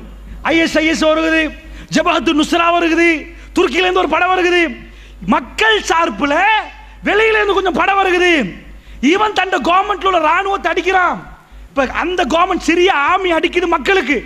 மக்கள்கிட்ட ஆயுதம் இல்லையா? அந்த பக்கத்து ஆளால் கொஞ்சம் கொடுக்குறாங்க. 2 பேர் அடிக்கிற நேரம் அவன் கவர்மெண்ட் தோக்க பாக்குது. இப்பதான் அழிக்கிறதுக்கு யாரை எடுக்கிறான்? ரஷ்யாவை மேலால எடுக்கிறான். ரஷ்யா விமானங்கள் வருகிறது, ஈரானை கீழால எடுக்கிறான்.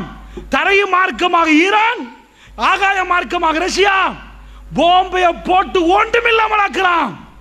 யுத்தத்தில் ஹல்பு மக்கள் அகதிகளாகவே மாறுறார்கள். வீடு வாசல் ஒன்றுமே இல்லை, அடிச்சுட்ட ஹல்ப. எத்தனை பேர் இருக்கிறான் ஹல்புல? இந்த கொழும்பு மாதிரி தான் ஹல்பண்டா, பெரிய இடம். 25 லட்சம் பேர் இருக்கிறாங்க, 2.5 மில்லியன். அவ்வளவு மக்கள் உள்ளத ரஷ்யாவை கொண்டு வந்து அழிக்கிறான்.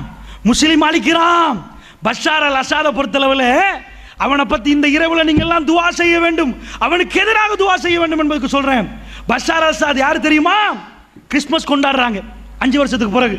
சிரியா பிரச்சனைக்கு பிறகு 5 வருஷத்துக்கு பிறகு ஒரு ஊர்ல சர்ச்சில் கிறிஸ்மஸ் கொண்டாடுறாங்க. வீடியோ பார்க்கிறேன்னு நான் அசந்து போயிட்டேன். ஏனண்டா பஷார் அல் அசாத் போறான், சிரியா கவர்மெண்ட் தலைவர். அவன் பக்கத்தில் ஒரு பொம்பளை, அந்த பொம்பளை தலையில போட்டு இல்லை, சரிப்பா ஏதாவது இப்படி போட்டு அதுவும் இல்லை, களத்திலையோ எதுலையுமே போட்டு இல்லை, அசல் வெள்ளைக்காரி. பக்கத்தில் போறாங்க, போனா முழுக்க கருப்பு உடுத்த, தலையை மறைச்சி எல்லாத்தையும் மறைச்சி அபாயா போட்டு ஸ்காப் போட்ட பெண்கள், முழுக்க கருப்பு. கை கொடுக்குறான், அவ்வளோ பெண்கள் கையை கொடுத்துட்டு ஹக் பண்ணி கொள்றாங்க. ஓ, முஸ்லீம் பொம்பளை இப்படி செய்ய மாட்டாங்களே, கை கொடுக்க மாட்டாங்களேன்னு பார்த்தா அது சர்ச். அங்க உள்ள கிறிஸ்தவ பெண்கள் எப்படியா எங்க நாட்டில் மாறி நாங்க இஸ்லாமிய அடிப்படையில் எல்லாத்தையும் மறைக்கிறோமே, தலையில இருந்து உடம்புல இருந்து கை வரைக்கும் எல்லாத்தையும் மறைக்கிறோங்க. அவ்வளோத்தையும் மறைச்சா அது யாருப்பா வெள்ளைக்காரி பக்கத்திலே போறான்னு பார்த்தா அஸ்மா அல் அசாத் பொண்டாட்டி, ஐரோப்பால படிச்சவன், தலையில இல்ல மேல இல்ல அசல் வெள்ளைக்காரி பொண்டாட்டி போறா. கிறிஸ்தவ பாதிரியார்கள் உள்ள அந்த இடத்துல கிறிஸ்தவர்கள் முழுக்க மறைச்சிருக்கிறாங்க. சுப்ஹானல்லாஹ், கம்யூனிசத்தை கொண்டு வந்து அப்படியே அந்த சிரியாவில் வைக்கிறான். இஸ்லாமிய சப்ஜெக்ட் ஒன்றுமே இல்லை. இவன் தான் பஷார் அல் அசாத். இவன் என்ன பண்றான்? பிடிச்சி எங்க ஆட்கள் எல்லாத்தையும் கொள்றான். அஹ்லுஸ் சுன்னா வல் ஜமாத் என்றால் நானும் நீங்கள் உட்கார்ந்து இருக்கிறோமே, இந்த உறவுகள் தாங்க பாதிக்கப்படுறாங்க. அல்லாஹ்வுடைய நல்லடியார்களே, இந்த யுத்தத்தை வந்து ஏன் மறுமை நாளோட சேர்க்கிறோம்டா, இங்க ஒரு பெரிய இடியாப்ப சிக்கல் இருக்கு. என்ன இடியாப்ப சிக்கல் தெரியுமா? மக்கள் தரப்புல போராடுறதுல நல்லவங்களும் இருக்கிறாங்க. இப்ப சிரியா தரப்பு இருக்கேன்னு வைங்களேன், அதுல ஷியாக்கள் வந்து போராடுறாங்க. மக்கள் தரப்பு இருக்கு பாருங்க, துருக்கி கலைய தலையிடுது, ISIS தலையிடுது. இவங்கெல்லாம் நல்ல ஆட்களா? அங்க பெரிய பிரச்சனை விளங்குதா உங்களுக்கு? இப்ப உதாரணத்துக்கு நாங்க ஒரு படையை இருக்கிறேன்னு வைங்க, ஒரு பேச்சுக்கு நாங்க போய் ஃபைட் பண்றோம், ஒன்றுக்கு எதிராக ஃபைட் பண்ற நேரம் எங்க படையில 10 பேர் இருக்கிறான், 10 படை, 10மே நல்லவன் இல்ல. நாங்க ஒரு கெட்டதுக்காக போராடுறோம், எங்கள்கிட்ட உள்ள 10 படையும் சந்தேகம். அந்த மாதிரியான படைகள் தான் இதெல்லாம். இதுவரைக்கும் உலகத்தில் ISIS ஒண்ணுமே புரியல. யாருப்பா இந்த ISIS? நல்லவனா கெட்டவனா? கேள்விக்குறியா தான் இருக்குது. ஏன் கேள்விக்குறியா இருக்குது? இது அமெரிக்காவே வாசல திறந்த மாதிரி இருந்துச்சு. ஈராக் எப்படி ISIS உண்டாச்சு? ஈராக்கு யுத்தம் முடிய 3.5 லட்சம் பேரை கொண்டு போய் பெரிய ஜெயில அடைக்கிறான். அடைச்சா எப்படி வெளியாகுறாங்க? ஜெயில உடைச்சி வெளியே பாயிறான். வெளியே பாஞ்சா எது இப்ப மாடர்ன் ஆயுதமோ, நவீன ஆயுத களஞ்சியம் உண்டு ஜெயிலுக்கு பக்கத்திலே. பெரிய ஒரு ஸ்டோர் அமெரிக்காட, எல்லா ஆயுதம் இருக்குது, நவீன ரகமான ஆயுதம். இந்த 3.5 லட்சம் பேர் என்ன பண்றாங்க? ஜெயில இந்த உடைச்சிட்டு வந்த உடனே ஆயுத களஞ்சியம் உடைக்கிறாங்க. உடைச்சு அதுல உள்ள ஆயுதத்தை எடுத்து ஈராக்கு வழியாக அப்படியே உள்ள நுழைஞ்சு சிரியாக்குள்ள போடுறாங்க. இப்ப என்ன பிரச்சனைடா, அமெரிக்கா இவ்வளவு கூமுட்டையா? வெளிக்கடை ஜெயில இருந்தே பாயலாம் இருக்குது, போகம்பர்ல இருந்தே பாயலாம் இருக்குது. 3.5 லட்சம் பேரை ஈராக்கில் அடக்கி வச்சு ஜெயில இருந்து பாய்ந்தார்களாம். பாஞ்சா சரி சரி, ஜெயில உடைச்சுட்டான்னு வைங்களேன், அவன்கிட்ட உள்ள அந்த மாதிரி பிரிசன் எல்லாம் உடைச்சிட்டான். உடைச்சா இங்க இருந்து போய் ஆயுத களஞ்சியத்தில் கை வைக்க காட்டியும் இவன் எங்க பார்த்தான்? மேல பார்த்தானா? அப்ப நான் சொல்லல அமெரிக்கா உருவாக்கின படைன்னு சொல்லல. அமெரிக்கா ஆயுதத்தை கொடுக்கும் வரைக்கும் பார்த்து கொண்டிருந்தான். ஏன் பார்த்தான் தெரியுமா? அவன் வேலையே ஆயுதத்தை கையில கொடுத்த நீங்க சண்டை பிடிப்பீங்க, ஃபைனலி நான் வருவேன் சமாதானம் சொல்லி ஒரு அடி அடிச்சு எல்லாத்தையும் முடிச்சிருவேன். விளங்குதா? இதான் வேலை. அதனால ISIS ஆயுதம் கிடைத்தது உலகத்தில் பெரிய சந்தேகம். நவீன ரகமான ஆயுதம் கொஞ்சம் நெஞ்ச இல்ல, அவ்வளவு ஒட்டிச்சு சாம்பலாக்கி அந்த ஆயுதங்களை தூக்கி கொண்டுதான் சிரியாவுக்குள்ள நுழைகிறாங்க. அப்ப அல்லாஹ்வுடைய நல்லடியார்களே, இதுக்குள்ள போற கூட்டத்தில் ஜபஹத்து நுஸ்ரா யாருன்னு விளங்குது இல்ல, ISIS அதுக்கால வருகிறது. வந்து எல்லாரும் ஒன்று சேர்றார்களே, நாளைக்கு இந்த நல்ல மக்களுக்குள்ள யுத்தம் வரலாம் என்ற சந்தேகம் வருகிறது. இதுக்கு முன்னாடி சந்தேகப்பட்டா யுத்தம் நடந்தா இன்னும் ஸ்ரீலங்கா ராணுவமும் LT டீம் ஓகே அவ்வளவுதான் வருது. இது அவன் தூக்கிட்டு வாரான், இவன் தூக்கிட்டு வாரான், அவன் தூக்கிட்டு வாரான். நாளைக்கு நீங்க சண்டை பிடிக்க மாட்டீங்களா? ஷையுல் முஸ்லிம்ல தெளிவா வருகிறது. ரசூலுல்லாஹ் ஒரு துஆ கேட்கிறாங்க, யா அல்லாஹ் என்னுடைய உம்மத்தை, அடுத்த மக்கள் இருக்கிறார்களே அவர்களை வச்சு எங்க உம்மத்தை, எங்க நாடுகளை பிடிச்சிட விடக்கூடாது யா அல்லாஹ், எங்க மண்களை அவர்கள் கையில கொடுத்துறாதே யா அல்லாஹ். அல்லாஹ் ஏத்துக்கொள்றான். என்ன ஏத்துக்கொள்றான்? ஒட்டுமொத்த ஏரியாவையும் கொடுக்க மாட்டேன், உங்களுக்குள்ள சண்டை பிடிப்பீங்க, நீங்க உங்களுக்குள்ள சண்டை பிடிப்பீங்க, அதெல்லாம் ஒன்றும் பண்ண இயலாது, நீங்கள் சண்டை பிடித்துக் கொள்வீர்கள் என்றார்கள் ரசூலுல்லாஹ். அல்லாஹ் அதை மறுத்து விட்டார் என்றார்கள். வெளியில இருந்து வந்து எங்களுடைய முழு பிரதேசத்தை பிடிக்க மாட்டார்கள், சின்ன சின்ன இடம் பிடிப்பாங்க, ஆனா உங்களுக்குள்ள சண்டை வரும் என்றார்கள் ரசூல் ஸல்லல்லாஹு அலைஹி வஸல்லம் அவர்கள். அப்ப என்ன சண்டை வருவது? இந்த யுத்தம் முடிஞ்சா கூட இன்னொரு யுத்தம் சிரியால வரலாம், அது முடிஞ்சா இன்னொன்று வரலாம் என்று சொல்ற மாதிரி ஒரு இடியாப்ப சிக்கல் சிரியாவுக்குள் நடக்கிறது. புரியுதா உங்களுக்கு? யுத்தம் எங்கேயோ தொடங்கி எங்கேயோ ஓடுது. அல்லாஹ்வுடைய நல்லடியார்களே, நபிகள் நாயகம் ஸல்லல்லாஹு அலைஹி வஸல்லம் அவர்கள் சொன்னார்கள், இந்த யுத்தத்தோட நான் எப்படி தொடர்பு படுத்துறேன்னு கேளுங்க. கிழக்கு பகுதியில் இருந்து நீதமான ஒரு படை கிளம்பும் என்றார்கள், மிக நீதமான ஒரு படை கிளம்பும் என்றார்கள். கிழக்கு பகுதி என்று சொன்னால் ஷாமுடைய இடம். இங்கிருந்து நீதமான ஒரு படை வந்தால் அந்த படை அப்படியே ஜஸீரத்துல் அரபுக்குள், மக்கா மதீனாவுக்குள் நுழைய ஆரம்பிக்கும். அந்த நேரத்திலே ஒரு மன்னருடைய 3 பிள்ளைகள் ஆட்சிக்காக வேண்டி போராடி கொண்டிருப்பார்கள். வாப்பாவிட்டு இருந்து இவர் எனக்கு ஆட்சி வேணும் என்று கேட்பார், அவர் அவருக்கு ஆட்சி வேணும் என்று கேட்பார். இந்த நிலைமை என்றார்கள் ரசூலுல்லாஹ். படம் பிடித்து காட்டினார்கள் ரசூலுல்லாஹ். இப்படி உலகத்தில் நடந்தால் நீதமான ஒரு படை வந்து அவர்கள் வந்து மக்காவை கைப்பற்றுவார்கள் என்றார்கள், அவர்கள் மதீனாவை கைப்பற்றுவார்கள் என்றார்கள். அந்த படை அப்படியே வந்து மக்கா மதீனாவில் இருந்து அந்த ஏரியா அத்தனையுமே கைப்பற்றி விடுவார்கள். ஒரே ஒரு நைட் என்றார்கள் ரசூலுல்லாஹ். அந்த படையில் யார் இருப்பார்கள்? அவர்கள் உலகத்தில் இதுக்கு முன்னாடி அறிமுகப்படுத்தப்பட்டிருக்க மாட்டார்கள். ஏனென்றால் அவர்கள் நீதமான படை. ரசூலுல்லாஹ் அந்த படைக்கு இன்ன பேர், அந்த பேர், இந்த பேர் என்று வைக்கவில்லை, அதில் நீதமான படை என்றார்கள், மிக நேர்மையான படை என்றார்கள். அவர்கள் வந்த உடனேயே கஅபத்துல்லா அங்கே அவர்கள் இருப்பார்கள். இரவு நேரம், ஒரே ஒரு நைட், ஹஜர், அதாவது மக்காம இப்ராஹிமுக்கும் ஹஜருல் அஸ்வதுக்கும் இடைப்பட்ட இடத்திலே அவர் இமாம் மஹ்தி, அவரை தேர்ந்தெடுத்துக் கொள்வார்கள். அல்லாஹ்வுடைய நல்லடியார்களே, இந்த படை அவர்கள் வருவார்கள். எப்ப வருவார்கள் தெரியுமா? இவர்கள் வந்த உடனே மதீனா ஹை செக்யூரிட்டி ஜோன், மதீனாவிலே இருந்து தான் படைகள் உலகம் எங்கும் அனுப்பப்படும். ரசூலுல்லாஹ் அதுக்கு வைத்த பேர் என்ன தெரியுமா? மதீனாவில் இருந்து அந்த படை அனுப்பப்படுகிற நேரம் மிக பவர்ஃபுல்லான ஒரு படை. ரசூல் ஸல்லல்லாஹு அலைஹி வஸல்லம் பயன்படுத்துகிற வார்த்தை, உலகத்திலேயே அதிகமான பலமான படை இந்த படை என்றார் ரசூலுல்லாஹ். இந்த பூமியிலே பலமான படை மதீனாவில் இருந்து வெளியே வரும் என்றார்கள். வேற பேர் வைக்கவில்லை ரசூலுல்லாஹ். பலமான படை, நீதமான படை. அந்த பலமான படை எங்க போகும் தெரியுமா? ரோமர்கள் வந்து, கிறிஸ்தவர்கள் வந்து இஸ்தான்புல், கான்ஸ்டான்டினோப்பிள், துருக்கியுடைய தலைநகரத்தை இறங்கி கையில பிடித்துக் கொண்டிருப்பார்கள். துருக்கியை பிடித்தால், இன்றைக்கு துருக்கியில யுத்தம் ஆரம்பிக்கப்பட்டிருக்கிறது, சரமாரியாக பாம்பை போட்டுக் கொண்டிருக்கிறார்கள். இன்றைக்கு ஒரு மாதத்துக்கு முன்னாடி பீஸ் டாக்கை உடைத்து விட்டு துருக்கியிலே பிரச்சனை ஆரம்பித்து விட்டது. அரபு நாடுகள் எல்லாம் பிரச்சனைகள் இருக்கிறது. அல்லாஹ்வுடைய தூதர் என்ன சொன்னார்கள்? துருக்கியில் உள்ள தலைநகரம் இஸ்தான்புல், அது எங்கள்கிட்ட இருந்து பறிபோனது என்று செய்தி உங்களுக்கு கேள்விப்பட்டால், அல்லாஹ்வுடைய நல்லடியார்களே, மஹ்தி அலைஹிஸ்ஸலாத்து வஸ்ஸலாமுடைய வருகைக்கும் இஸ்தான்புலுக்கும் மிக மிக நெருக்கமான தொடர்பு இருக்கிறது. அமாக் அல்லது தாபிக் என்ற ஊர் அலப்போவுக்கு பக்கத்திலே, இன்றைக்கு அதிபயங்கரமான யுத்தம் நடக்கக்கூடிய அலப்போவுக்கு பக்கத்திலே இந்த தாபிக் என்ற ஊர் எங்க கையில இருந்து பறி போய்விட்டால், அதே மாதிரி இஸ்தான்புல், துருக்கியுடைய இஸ்தான்புல் எங்க கையில இருந்து பறி போய்விட்டால், அல்லாஹ்வுடைய நல்லடியார்களே, அங்கே தான் இமாம் மஹ்தி வருவார். எங்கிருந்து வருவார்? ஹரத்திலே அவர் இருப்பார். ஒரு காலமும் அவருக்கே தெரியாது அவர் தான் மஹ்தி என்று. நன்றாக புரிந்து கொள்ளுங்கள், மஹ்தி அவர் என்று அவருக்கே தெரியாது. ரசூலுல்லாஹ் என்ன சொன்னார்கள்?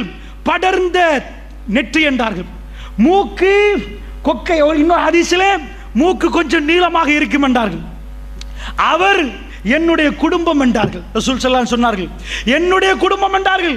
என்னுடைய ஃபாத்திமாவுடைய குடும்பம் என்றார்கள் ரசூல் ஸல்லல்லாஹு அலைஹி வஸல்லம். குறிப்பாக ஹஸன் ரலியல்லாஹுடைய குடும்பம் என்றார்கள். அங்கிருந்து வருவார் முஹம்மது இப்னு அப்துல்லா, அவருடைய வாப்பாவுடைய பேர் அப்துல்லா, அவருடைய பேர் முஹம்மத். அப்துல்லா, முஹம்மத் என்னுடைய பேருக்கு ஒத்தாக இருக்கும், என் வாப்பா பேருக்கு அவருடைய வாப்பா பேர் ஒத்தாக இருக்கும், என் தாய் பேருக்கு அவருடைய தாய் பேர் ஒத்தாக இருக்கும். ரசூல் ஸல்லல்லாஹு அலைஹி வஸல்லம் அவர்கள் சொன்னார்கள், எல்லாத்தையும் சொல்லிவிட்டு அவர் யார்? அவருக்கே தெரியாத அல்லாஹ்வுடைய நல்லடியார்களே. அவர் அந்த நீதமான படையில் வந்தவர். எங்கே வந்தவர்? அவர் மக்காவில் பிறக்க மாட்டார், ஷாம் வாசி. அவர் வருவார் இந்த நீதமான படைகளில் வந்து காபத்துல்லா கைப்பற்றின உடனே அந்த நைட், அந்த இரவு, ஒரு இரவில் மஹதி வெளியாவார் என்றார்கள் சொல்லலாம். ஒரு இரவு தான், உலகத்துக்கு அதுக்கு முந்தின இரவில் இல்லை. இன்னொரு ஹதீஸில் சொன்னார்கள், மறுமை நாள் வருவதற்கு ஒரு நாள் எஞ்சி இருந்தாலும் மஹதியை அல்லாஹ் அனுப்பாமல் மறுமை நாள் வராது என்றார்கள். ஏன் அப்படி சொன்னார்கள் தெரியுமா? அவ்வளவு உறுதி மஹதி வருவார் என்பதற்கு. மஹதி அலைஹிஸ்ஸலாத்து வஸ்ஸலாம் அவர்கள் ரசூல் ஸல்லல்லாஹு அலைஹி சொன்னார்கள், என்னுடைய பரம்பரையில் அவர் வருவார். வந்தால் அவர் அப்படியே இந்த இடத்தில் இருப்பார், மக்காம் இப்ராஹிமுக்கும் இதுக்கும் இடையில் இருப்பார். அந்த நேரத்தில் கண்டு கொள்வார்கள் மக்களில் உள்ள சிறந்தவர்கள், அறிவாளிகள். அவர்கள் இவரை கண்டு கொண்டு இவர் இமாம் மஹதி என்பார். அல்லாஹ்வுடைய நல்லடியார்களே, அரத்தில் அப்படி நடந்தது. 1979ஆம் ஆண்டு சில பேர்களுக்கு கேள்விப்பட்டிருக்கும், 4 நாட்களாக அரத்தில் தொழுகை நடக்கவில்லை. சுபஹ் தொழுகை முடிந்த உடனே ஒரு ஃபயர் பண்ணினார்கள், ஷூட் பண்ணி ஹரமே அப்படி கதிகலங்கி போய்விட்டது. ஹரத்துக்குள்ளே ஒருவர் எடுத்து மைக்கை எடுத்து பிடித்து பேசினார், இமாம் மஹதி வந்திருக்கிறார், இதா இருக்கிறார் இமாம் மஹதி என்று ஒருவரை காட்டி, அவருடைய வாப்பா பேர் அப்துல்லா, அவருடைய பேர் முகமது, அவர் ஒரு படையோடு இங்கே வந்திருக்கிறார், ஹரத்தில் இமாம் மஹதி வந்து விட்டார் என்று சொன்ன சேருக்கு ஹரமே குழம்பி நிற்கிறது. அவர் அரபியில் பேசுகிறார். அங்கே உள்ள பாதி பேருக்கு ஒன்றுமே புரியவில்லை. ஏனென்றால் அஜமிகள் அங்கே இருக்கிறார்கள், என்ன பண்ணுவது என்று விளங்கவில்லை. ஃபயர் பண்றதுக்கு எல்லோரும் ரெடியாக நிற்கிறார். ஹரம் அப்படியே இருக்கிறது. சவுதி கவர்மெண்ட் அது வரைக்கும் இப்படிப்பட்ட ஒரு செக்கிங் கொடுக்கவே இல்லை. இன்றைக்கு போய் ஜித்தாவில் நிற்கிறோம் என்றால் செக் பண்ண வேண்டும் என்று அவர்கள் அவசரப்படுத்துகிறார்கள் என்றால், நீண்ட நேரம் நிப்பாட்டி வைத்து விசாரிக்கிறார்கள் என்றால், இது எல்லாம் 79க்கு பிறகு நடந்தது. அல்லாஹ்வுடைய நல்லடியார்களே, என்ன நடந்தது? ஹரத்திலே இமாம் மஹதியுடைய ஆட்சி என்று சொல்லி அறிவித்து எல்லாரும் வெளியான பிறகு சவுதி அவசரமாக ஃபயர் பண்ணவில்லை. ஹரத்திலே ஒன்றும் பண்ண முடியாது. எல்லாம் அமைதியாக நின்று ரொம்ப ஸ்மூத்தாகத்தான் ஹேண்டில் பண்ணி, அது மஹதி இல்லை அப்பா. ஏனென்றால் சவுதியே கதிகலங்கி நின்றது. இது மஹதியா என்ன? யார்? இமாம்கள் தெளிவாக பேசினார்கள், இப்படி மஹதி வர மாட்டார் என்றார்கள், தெளிவாக சொன்னார்கள். அல்லாஹ்வுடைய நல்லடியார்களே, நிறைய பேர் பேசுகிறார், அவர் மஹதியாம், இவர் மஹதியாம், மஹதி வந்து விட்டார். ஒரு காலமும் மஹதி அலைஹிஸ்ஸலாத்து வஸ்ஸலாம் அவர் வர முன்னாடியும் தெரியாது, அவருக்கும் தெரியாது. அவர் முஹம்மது, அவர் மஹதி என்றால் என்ன தெரியுமா அர்த்தம்? அவர்தான் கலீஃபா, அவர்தான் கலீஃபா. ரசூலுல்லாஹ் சொன்னார்கள், பனி மலைகளை தாண்டியாவது மஹதி வந்தால் அவருக்கு பையத்து பண்ணுங்கள் என்றார்கள். நீங்கள் எல்லோரும் அவர் அணியில் ஒன்று சேருங்கள் என்றார்கள். சாதாரண ஒருவர் வந்து நான் மஹதி என்றா உனக்கு என்னடா ஆட்சி இருக்குது? மஹதிக்கு என்ன கிடைக்கும் தெரியுமா? ஜஸீரத்துல் அரப் அவர் கையில் இருக்கும். ஒரு நாளில் அவர் ஆட்சியாளராக முழு உம்மத்தும் கண்டு கொள்ளும். அல்லாஹ்வுடைய நல்லடியார்களே, அப்படிப்பட்டவர் வந்தாதான் ஆட்சி.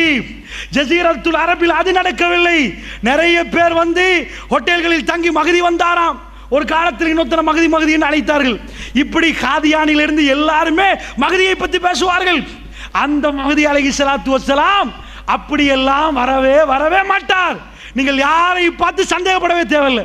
ஏனென்றால் அவரை உலகம் இந்த உம்மத்து அடையாளம் காட்டும் வரைக்கும் ஜஸீரத்துல் அரபுடைய ஜனாதிபதி அவரா? அவர் மஹதி. அப்படி வந்தாரா? மதீனாவை அவர் படை அனுப்பக்கூடிய சென்ட்ரல் பாயிண்டாக அனுப்பி உலகம் எங்கும் படைகள் போகும் என்றால் ரசூலுல்லாஹ் மதீனாவிலிருந்து போகும். இந்த உலகத்திலே, இந்த பூமியிலே மிக பலமான படை மதீனாவிலிருந்து வெளியாகும். எங்கே போகும் தெரியுமா? கான்ஸ்டன்டினோப்பிளுக்கு போகும் என்றால் ரசூலுல்லாஹ். துருக்கியுடைய தலைநகரம் இன்றைக்கு இஸ்தான்புல் என்ற பேர். கான்ஸ்டன்டினோப்பிளுக்கு போனால் அங்கே உள்ளவர்கள் சொல்லுவார்கள், கிறிஸ்தவர்கள், எங்களுக்கு இவர்களுக்கும் போராட்டம், நீங்க எதுக்கப்பா வந்தீங்க? உங்களுக்கு எங்களுக்கு என்ன இது? படையில் போனவர்கள் சொல்லுவார்கள், இல்லை, எங்களுடைய உறவுகள், நாங்கள் விடமாட்டோம் என்பார். அல்லாஹ்வுடைய நல்லடியார்கள் ரசூலுல்லாஹ் சொன்னார்கள், அந்த படையை 3ஆக பிரித்தார்கள். அந்த மிக பலசாலியான படையில் முனாஃபிக்கள் இருந்தார்கள். 3ஆக ரசூலுல்லாஹ் பிரித்தார்கள். அதிலே ஒரு கூட்டம் புறமுதுகுட்டு ஓடுவார்கள். அல்லாஹ் ஒருபோதும் அவர்களை மன்னிக்க மாட்டான் என்றார்கள் ரசூலுல்லாஹ். அதில் இன்னொரு கூட்டத்தை ரசூலுல்லாஹ் சொன்னார்கள், அவர்கள் அந்த யுத்தத்திலே ஷஹீதாக்கப்படுவார்கள். அல்லாஹ் ரப்புல் ஆலமீன் அவர்களை அரவணைத்துக் கொள்வான், அவர்களை மன்னித்து விட்டான் ரசூல் ஸல்லல்லாஹு அலைஹி வஸல்லம் அவர்கள். அதில் 3வது கூட்டம் அவர்களை தோற்கடிப்பார்கள். அந்த நேரத்தில் இஸ்தான்புல் மீண்டும் எங்கள் கையில் வந்தால் ஈசா நபியுடைய வருகை நெருங்கிவிட்டது என்ற அடையாளம். அல்லாஹ்வுடைய நல்லடியார்களே, இஸ்தான்புல் எங்கள் கையிலிருந்து போய் வர வேண்டும். இன்றைக்கு இஸ்தான்புல் போகுமா என்ற சந்தேகம் எழும்பக்கூடிய யுத்தம் வந்திருக்கிறது. ஆப்கானிஸ்தானை அடித்தார்கள், உள்நாட்டு போர், அல் கைதா என்றார்கள், தாலிபான் என்றார்கள், அடித்துக் கொண்டார்கள், சண்டைகள் வந்தது. கடைசியில் அமெரிக்கா தலையிட்டு அதை கையில் எடுத்தார்கள். ஈராக் யுத்தம் என்றார்கள், அது இது என்றார்கள். கடைசியில் அமெரிக்கா கையிட்டு அவர்கள் கைகளை வந்து விட்டது. அல்லாஹ்வுடைய நல்லடியார்களே, இதே மாதிரி அவர்கள் அப்புறம் பொம்மைகளை போட்டு ஆட்சியை நடத்தி கொண்டிருப்பார்கள். இதே மாதிரி இப்போ துர்க்கி யுத்தம் ஆரம்பிக்கப்பட்டிருந்தால், இதே சிரியாவுடைய யுத்தம் ரசூலுல்லாஹ் சொன்ன மல்அமாவாக இருந்தால், இது முடியவே முடியாமல் அடித்துக் கொண்டே இருந்தால், அல்லாஹ்வுடைய நல்லடியார்களே, கடைசி நேரம் ஷாமிலிருந்து தான் அந்த ஜிஹாது படை வெளியாகும். அல்லாஹ்வுடைய நல்லடியார்களே, ஏன் நான் ஷாமிலிருந்து சொல்கிறேன் தெரியுமா? மஹ்தி அலைஹிஸ்ஸலாத்து வஸ்ஸலாமுடைய படையில் பெரும் பகுதி சிரியா மக்கள். அல்லாஹ்வுடைய நல்லடியார்களே, நான் இதை கட்டி சொல்லவில்லை. சஹீஹுல் முஸ்லிமிலே மிக தெளிவாக வருகிறது. அவர்கள் போய் இஸ்தான்புலை பிடிப்பார்கள். பிடித்தால் ஷைத்தான் வெளியே வந்து கத்துவான். ரசூலுல்லாஹ் சொன்னார்கள், தஜ்ஜால் வெளியே வந்து விட்டான், தஜ்ஜால் வந்து விட்டான். ஓடுவார்கள் அந்த ஜிஹாது படை. எங்கே ஓடுவார்கள் தெரியுமா? ஹதீஸில் தெளிவாக வருகிறது, சிரியாவுக்கு ஓடுவார்கள். ஏன் சிரியாவுக்கு ஓடுவார்கள் தெரியுமா? தன்னுடைய மனைவி மக்களை பாதுகாப்பதற்காக வேண்டி சிரியாவுக்கு ஓட்டம் எடுப்பார்கள். ஏன்? தஜ்ஜால் வந்து விட்டால். அண்டர்லைன் பண்ணுங்க, சிரியா. ஏன் சிரியாவுடைய மனைவி மக்கள்? அது சிரியாவுடைய படை. அல்லாஹ்வுடைய நல்லடியார்களே, ஜிஹாதிலே பட்டு பட்டு பட்டு கடைசி யுகம் வருகிற நேரம் சிரியாவில் இருந்து தான் அந்த மிக பலசாலியான படை. ஷாம் மண்ணில் இருந்து பலஸ்தீனத்திலே ஜிஹாது போராளிகளை நீங்கள் பார்க்கலாம். உம்மாமார்கள் மோந்து மோந்து பிள்ளைகளை அனுப்புகிறார்கள். ஃபீ சபீலில்லாஹ், அல்லாஹ்வுடைய பாதைகளை போங்கள் என்று சொல்கிறார்கள். இந்த ஷாம் மண்ணு மறுமை நாள் நெருங்கி விட்டது என்று சொல்வதற்கான மஸ்ஜிதுல் அக்ஸாவுக்கான போராட்டம் அது தொடங்கி நடந்து கொண்டிருக்கிறது. யகூதியுடைய கணக்குகள் பிழையாகிவிட்டது. யகூதிகள் மிலேனியம் என்று பெயர் வைத்தார்கள். ஏன் பெயர் வைத்தார்கள்? மலிக்குஸ் சலாம். தெளிவாக பேசினார்கள் அவர்கள் சொன்னார்கள், கிங் ஆஃப் பீஸ், சமாதானத்தின் அரசனை 2000 ஆண்டு நாங்கள் எதிர்பார்க்கிறோம் என்றார்கள். யாரப்பா சமாதானத்தின் அரசன்? தஜ்ஜால். தஜ்ஜாலை எதிர்பார்த்தார்கள். அல்லாஹ்வுடைய நல்லடியார்களே, அது மிலேனியமாக பரப்பப்பட்டது. வீடியோக்களை அவர்கள் போட்டு வைத்திருந்தார்கள் மஸ்ஜிதுல் அக்ஸாவில் லைவ் டெலிகாஸ்ட் பண்ண. தஜ்ஜால் வருவானாம், கிங் ஆஃப் பீஸ், அதை வேர்ல்ட் வைட் லைவ் டெலிகாஸ்ட் பண்ணுவதற்கு போட்டார்கள். ஏமாந்து 17 வருடங்கள் ஆகிவிட்டது. 17 வருடங்கள் ஆகிவிட்டது. அவர்கள் தஜ்ஜாலை எதிர்பார்க்கிறார்கள். ரசூலுல்லாஹ் சொன்னார்கள், ஈரானில் உள்ள ஒரு ஊர் இருக்கிறது, அஸ்பஹான், அரபியில் அதோடைய பேர், இங்கிலீஷ்ல இஸ்பஹான். ரசூலுல்லாஹ் சொன்னார்கள், சஹீஹுல் முஸ்லிம் நினைக்கிறேன், அஸ்பஹானிலே 70,000 யூதர்கள் தைலசான் என்ற பச்சை நிற யூதர்களுடைய ஆடை அணிந்து கொண்டு தஜ்ஜாலை பின்தொடருவார்கள் என்றார்கள். அல்லாஹ்வுடைய நல்லடியார்களே, போய் இன்டர்நெட்ல அடித்து பாருங்கள். இஸ்பஹான், அஸ்பஹான், நிறைய ஊர்கள் இஸ்லாமிய ஊர்களாக மாறிவிட்டது. இஸ்லாம் அவைகள் எல்லாம் பிடித்து விட்டது. ஆனால் இன்றைக்கு அண்டையில் இருந்து ரசூலுல்லாஹ் என்ன சொன்னார்கள்? யூதர்களுடைய மிக புனிதமாக, அதாவது யூதர்கள் பிடிவாதமாக உள்ள மண் தான் அஸ்பஹான். இன்றைக்கும் ஈரானிலே யூதர்களுடைய ஏரியா தான் அஸ்பஹான். 70,000 யூதர்கள் தைலசான் என்ற ஆடையோடு தஜ்ஜாலை பின்தொடர்வார்கள். இன்றைக்கும் அந்த ஊர் தயாராக இருக்கிறது. இதுவரைக்கும் அங்கே இஸ்லாம் நுழையவில்லை. ஸ்பெயின் வரைக்கும் இஸ்லாம் போனது, எங்கெங்கேயோ இஸ்லாம் போனது, ஈரானுக்குள்ளே போக முடியாமல் போனது. ஏன்? ரசூலுல்லாஹ் தெளிவாக சொன்னார்கள், அங்கே இருந்து தான் தஜ்ஜால் வெளியே வருவான், தஜ்ஜால் வெளியே வருவான். அந்த பகுதி ஈராக்குடைய பகுதிகளில் இருந்து தஜ்ஜால் வெளியே வந்தால், குராசான் பகுதியில் இருந்து இவர்கள் 70,000 பேரோடு இவர்கள் அப்படியே தஜ்ஜாலை பின்தொடர்வார்கள். பாபு லூத், பலஸ்தீனத்திலே ஜெருசலத்தில் உள்ள பாபு லூத், லூத் என்ற இடத்திலே வைத்து ஈசா அலைஹிஸ்ஸலாத்து வஸ்ஸலாம் தஜ்ஜாலை கொல்லுவார்கள். அல்லாஹ்வுடைய நல்லடியார்களே, இது எல்லாமே ஷாம். இந்த ரெட் மார்க் எல்லாமே ஷாம். இந்த ஷாமில் இருந்து தான் மறுமை நாளைக்குரிய கடைசி யுக முடிவுக்குரிய போராட்டங்கள், அதிபயங்கரமான யுத்தங்கள் அத்தனையுமே நடக்கும். ரசூலுல்லாஹ் சொன்னார்கள், பலஸ்தீன மண்ணில் ஏற்படுகிற யுத்தம், அந்த யுத்தத்தில் எந்த அளவுக்கு என்றால், முஸ்லீம்களுக்கு எல்லா மரங்களும் முஸ்லீம்களுக்கு சொல்லும், ஹாதா யஹூதியும் மிவராகி, எனக்கு பின்னாடி ஒரு யஹூதி இருக்கிறான், தால் ஒக்குத்துலு, வாரப்பா கொல்லவனை என்று பேசும் ஹர்கத் என்ற ஒரு மரத்தை தவிர. சுப்ஹானல்லாஹ், ஒரு மரத்தை நாட்டி கொண்டு போறார்கள் அல்லாஹ்வுடைய நல்லடியார்கள். யூதர்கள் ஒரு மரத்தை நாட்டி கொண்டு போறார்கள். உலக யுகம் முடிவு நாள் ரசூலுல்லாஹ் சொன்னார்கள், அது அவர்களுக்குரிய மரம் என்றார்கள். அந்த மரத்தை தவிர மற்ற மரங்கள் எல்லாம் உங்களுக்கு சப்போர்ட் பண்ண, நேரடியாக பேசுமா மறைமுகமா அல்லாஹு அலம். ஆனால் அந்த யுத்தம் பல யுகங்களாக நடந்து கொண்டு போகிறது. அவர்களுக்கு முஸ்லிம் நாடை முழுமையாக பிடிக்க முடியுமா? நான் இப்பொழுது சத்தியம் பண்ணி சொல்கிறேன், அல்லாஹ் மீதானையாக உலகத்தில் எந்த முஸ்லிம் நாடும் முழுமையாக அவர்கள் பிடிக்க மாட்டார்கள். இது ரசூலுல்லாஹ்வுடைய செய்தி. நாங்கள் தைரியமாக பேசுவோம். 1400 ஆண்டுகளாக முஸ்லிம் நாடு என்ற முஸ்லிம் மண் என்று எது சொல்லப்பட்டதோ அதை முழுமையாக அவர்கள் பிடிக்க மாட்டார்கள். ஒரு பகுதி அவர்களுக்கு பிடிப்ப விடலாம், முழுமையாக பிடிக்க மாட்டார்கள். இது ரசூலுல்லாஹ் தெளிவாக சொன்னது. அல்லாஹ்வுடைய நல்லடியார்களே, அப்படி என்று சொன்னால் பலஸ்தீனம் சின்னதாகிவிட்டது, ஆனால் பலஸ்தீனம் அழியாது. அங்கே ஜிஹாது நடக்கும். ஒரு காலமும் இந்த யூதனுக்கு எங்களை பலஸ்தீனிலிருந்து விரட்ட முடியாது. இதை நன்றாக புரிந்து கொள்ளுங்கள். அல்லாஹ்வுடைய நல்லடியார்களே, இவைகள் எல்லாம் நீங்கள் நம்பிக்கையோடு பார்த்தால் உங்களுக்கு வழங்கும் அடுத்த யுத்தம் இன்ஷா அல்லாஹ். மிஸ்ரில் இதுவரைக்கும் யுத்தம் இல்லை, ஈஜிப்டில் இதுவரைக்கும் யுத்தம் இல்லை. அடுத்தது மிஸ்ரில் நீங்கள் எதிர்பாருங்கள். ரசூலுல்லாஹ்வுடைய அடிப்படையில் நான் இந்த பாடத்தை படிக்கிற நேரம் எனக்கு படித்து தந்த உஸ்தாத் சொன்னார், ஈராக்கிலே பிரச்சனை, அடுத்தது சிரியா என்று சொன்னார். சிரியா என்று சொன்னார். அல்லாஹ் ரப்புல் ஆலமீன் அவர் மௌத்தாகி விட்டார். ஆனால் நாங்கள் இப்பொழுது சிரியாவை பார்க்கிறோம். இன்ஷா அல்லாஹ் அடுத்தது எகிப்து. இதில் கை வைக்கப்பட்டு எகிப்து பொருளாதாரம் உடைக்கப்பட்டால் ரசூலுல்லாஹ்வுடைய வரிசை சரியாகி விட்டது. அப்படி என்றால் இந்த யுத்தங்கள் நடந்து கொண்டு போகுமா என்றால், அல்லாஹ்வுடைய நல்லடியார்களே, மறுமை நாளைக்குரிய அடையாளங்கள் அத்தனையும் ஒன்று சேர்ந்து கொண்டிருக்கின்ற அர்த்தம். அப்படி என்றால் மிக நெருக்கமாக இருக்கிறது என்றால் மறுமைக்கு நானும் நீங்களும் மறுமையை நினைத்தோமா? அல்லாஹ்வுடைய நல்லடியார்களே, சிரியா மக்களுக்காக, ஷாம் மக்களுக்காக என்ன சொன்னோம்? அல்லாஹ்வுடைய நல்லடியார்களே, முதலிலே சிரியாவிலே பிரச்சனை ஏற்பட்ட இடம் டமஸ்கஸ், திமிஷ்க். கிழக்கு பகுதியில் ஒரு வெள்ளை மினாரா இருக்கிறது.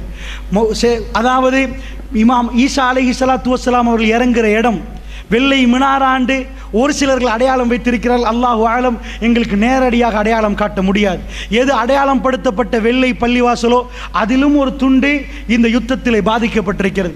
ஸோ இந்த ஷாமை பொறுத்தளவில் அதிபயங்கரமான யுத்தத்துக்குரிய அத்தனை அடையாளங்களும் மிக தெளிவாக தெரிகிறது என்று சொன்னால், நாயகம் ஸல்லல்லாஹு அலைஹி வஸல்லம் சொன்ன செய்தியை ஞாபகப்படுத்துகிறேன். உலகம் இந்த மாதிரியான பிரச்சனையை முகம் கொடுக்கிற நேரம் யமனை காட்டி ரசூலுல்லாஹ் சொன்னார்கள், யமனில் ஒரு யுத்தம் உருவாகும் என்றார்கள். யமனிலே யுத்தம் உருவாக்கப்பட்டிருக்கிறது. யமனிலும் சண்டை நடக்கிறது. ஜனாசாக்கள் ஒவ்வொரு நாளும் ஜனாசாக்களை தான் சந்திக்க வேண்டியிருக்கிறது என்றால், அல்லாஹ்வுடைய நல்லடியார்களே, அதிபயங்கரமான யுக முடிவு நாள் சம்பவித்தால் நானும் நீங்களும் தயாரா? அல்லாஹ்வுடைய நல்லடியார்களே, இமாம் மஹ்தி அலைஹிஸ்ஸலாத்து வஸ்ஸலாமுடைய வருகை இந்த உலகத்துக்கு நெருங்கி கொண்டிருக்கிறது என்று சொன்னால் நானும் நீங்களும் தயாரா என்று சிந்தித்து பார்க்க வேண்டும். அல்லாஹ்வுடைய நல்லடியார்களே, ரசூலுல்லாஹ் சொன்னார்கள், ஒரு யுகம் வரும் என்றார்கள், பசித்த நாய்கள் உணவை கண்டால் எப்படி பாய்வார்களோ அந்த அளவுக்கு மறுமையினால் நெருங்கிவிட்டால் காஃபிர்கள் முஸ்லிம்களை கண்டு பாய்ந்து கொதறுவார்கள் என்றார்கள் ரசூல் ஸல்லல்லாஹு அலைஹி வஸல்லம். முஸ்லீம் முஸ்லீம் என்று சொல்லப்படுகிற நேரம், லா இலாஹ இல்லல்லாஹ் மொழியப்படுகிற நேரம், அந்த ஒரே வார்த்தைக்காக முஸ்லீம் கொல்லப்படுகிறான். அல்லாஹ்வுடைய நல்லடியார்களே, இந்த உலகத்திலே முஸ்லீமுக்கு வாழ முடியாதாம். காரணம், அவன் முஸ்லீமாம். அல்லாஹ்வுடைய நல்லடியார்களே, ரோஹின்யா முஸ்லீம்களை நீங்கள் எல்லாம் பார்த்திருப்பீர்கள். அர்கான் என்ற ஒரு ஊராகவே வாழ்ந்து கொண்டிருந்தார்கள். அர்கான் என்ற ஊராக வாழ்ந்து கொண்டிருக்கிற நேரம் ரோஹின்யா முஸ்லிம்கள் அவர்கள் பர்மாவுக்குள் உள்ளடக்கப்பட்ட பிறகு அவர்கள் அத்தனை பேரும் விரட்டப்பட்டு நிப்பாட்ட வைத்து சுட்டார்கள். அல்லாஹ்வுடைய நல்லடியார்கள், என்ன காரணம் கேட்டால், ஏனப்பா அவர்கள் செய்த பிழை என்னப்பா? முஸ்லிம் என்றார்கள். முஸ்லிம் என்றார்கள். ரசூலுல்லாஹ் என்ன சொன்னார்கள்? ஒரு காலம் வரும், எப்படி பசித்த நாய்கள் வெறி பிடித்து உணவை கண்டால் பாய்வார்களோ உங்களை கண்டு அப்படி பாய்வார்கள் அப்பா என்றார்கள். சஹாபாக்கள் கேட்டார்கள், யா ரசூலல்லாஹ், அப்பொழுது நாங்கள் அதிகமாக இருப்போமா கொஞ்சமாக இருப்போமா? ரசூலுல்லாஹ் சொன்னார்கள், நீங்கள் அதிகமாக இருப்பீர்கள். சொல்லிவிட்டு சொன்னார்கள், நானும் நீங்களும் இருக்கிறோம். அப்படி இருக்க மாட்டார்கள் அப்பா, வெள்ளத்தில் அடிபட்டு போகிற சருகுகள் போன்றிருப்பார்கள். அதனால் அதிகமாக இருந்து வேலை இல்லை, நீங்கள் அதிகமாக இருப்பீர்கள், ஆனால் வெள்ளத்தில் அடிபட்டு போற சருகுகள் மாறி இருப்பீர்கள்.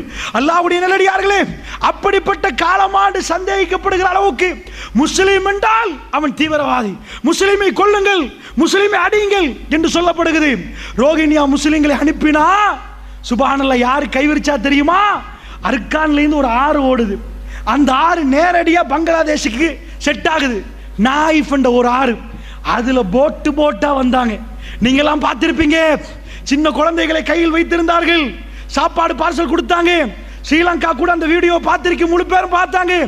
அவ்வளவு பேரும் சுமந்து குழந்தைகளை எல்லாம் எடுத்துட்டு வர நேரம் பங்களாதேஷ் போர்டர்ல அவ்வளவு ஆமியை குமிச்சு உள்ள வர வேணான்ட்டாங்க. அழுகிறார்கள், குழந்தைகள் தேம்பி தேம்பி அழுகுது. ஒரு வீடியோ ஒரு ராணுவ வீரருக்கு அப்படி ஃபோக்கஸ் பண்ணப்படுகிறது. அந்த ராணுவ வீரர்கிட்ட கண்ணால கண்ணீர் ஓடுது. என்ற குழந்தைகள் அழுகுது, எல்லோரும் அழுகிறார்கள். சாப்பாடு கொடுக்கப்பட்டு போங்கன்னு சொல்லப்படுகிறது. பங்களாதேஷ் கவர்மெண்ட் முஸ்லீம் என்று பார்க்கவில்லை, தம்முடைய நாட்டுக்குள் பர்மாவை அழைக்க இயலாது என்று அப்படித்தான் முஸ்லீம் என்று சொன்ன நாடுகள் பார்த்தது அல்லாஹ்வுடைய நல்லடியார்களே. அது பயங்கரமான சோதனை. முஸ்லீமுக்கு பாதிக்கப்படுற நேரம் மற்ற முஸ்லீம் கைவிரித்து விட்டான். அந்த நேரத்தில் பிள்ளைகளை தூக்கி காட்டுவார்கள், பிஞ்சு மதலைகள். எனக்கும் உங்களுக்கும் அப்படிப்பட்ட சோதனை வரவில்லை. காலையில் போகிறோம், மாலையில் வருகிறோம், சின்ன சின்ன பொருளாதார சிக்கல். ஆனால் எனக்கும் உங்களுக்கும் அவர்கள் பட்ட வேதனை கூட ஞாபகம் இல்லை என்றால் நாங்கள் முஸ்லீமா முனாஃபிக்கா அல்லாஹ்வுடைய நல்லடியார்களே. காட்டின உடனே அந்த ராணுவ வீரர் கண்ணீர் வடிகிறது. அப்படியே சொல்லுவார், அல்லாஹ் உங்களை பாதுகாப்பான், போங்க, எங்களுக்கு வேற ஒன்றும் பண்ண முடியாது. அழுது அழுது சொல்லுவார், சுப்ஹானல்லாஹ். அந்த மக்கள் திரும்ப போட்டில் ஏற்றி அனுப்பப்படுவார்கள்.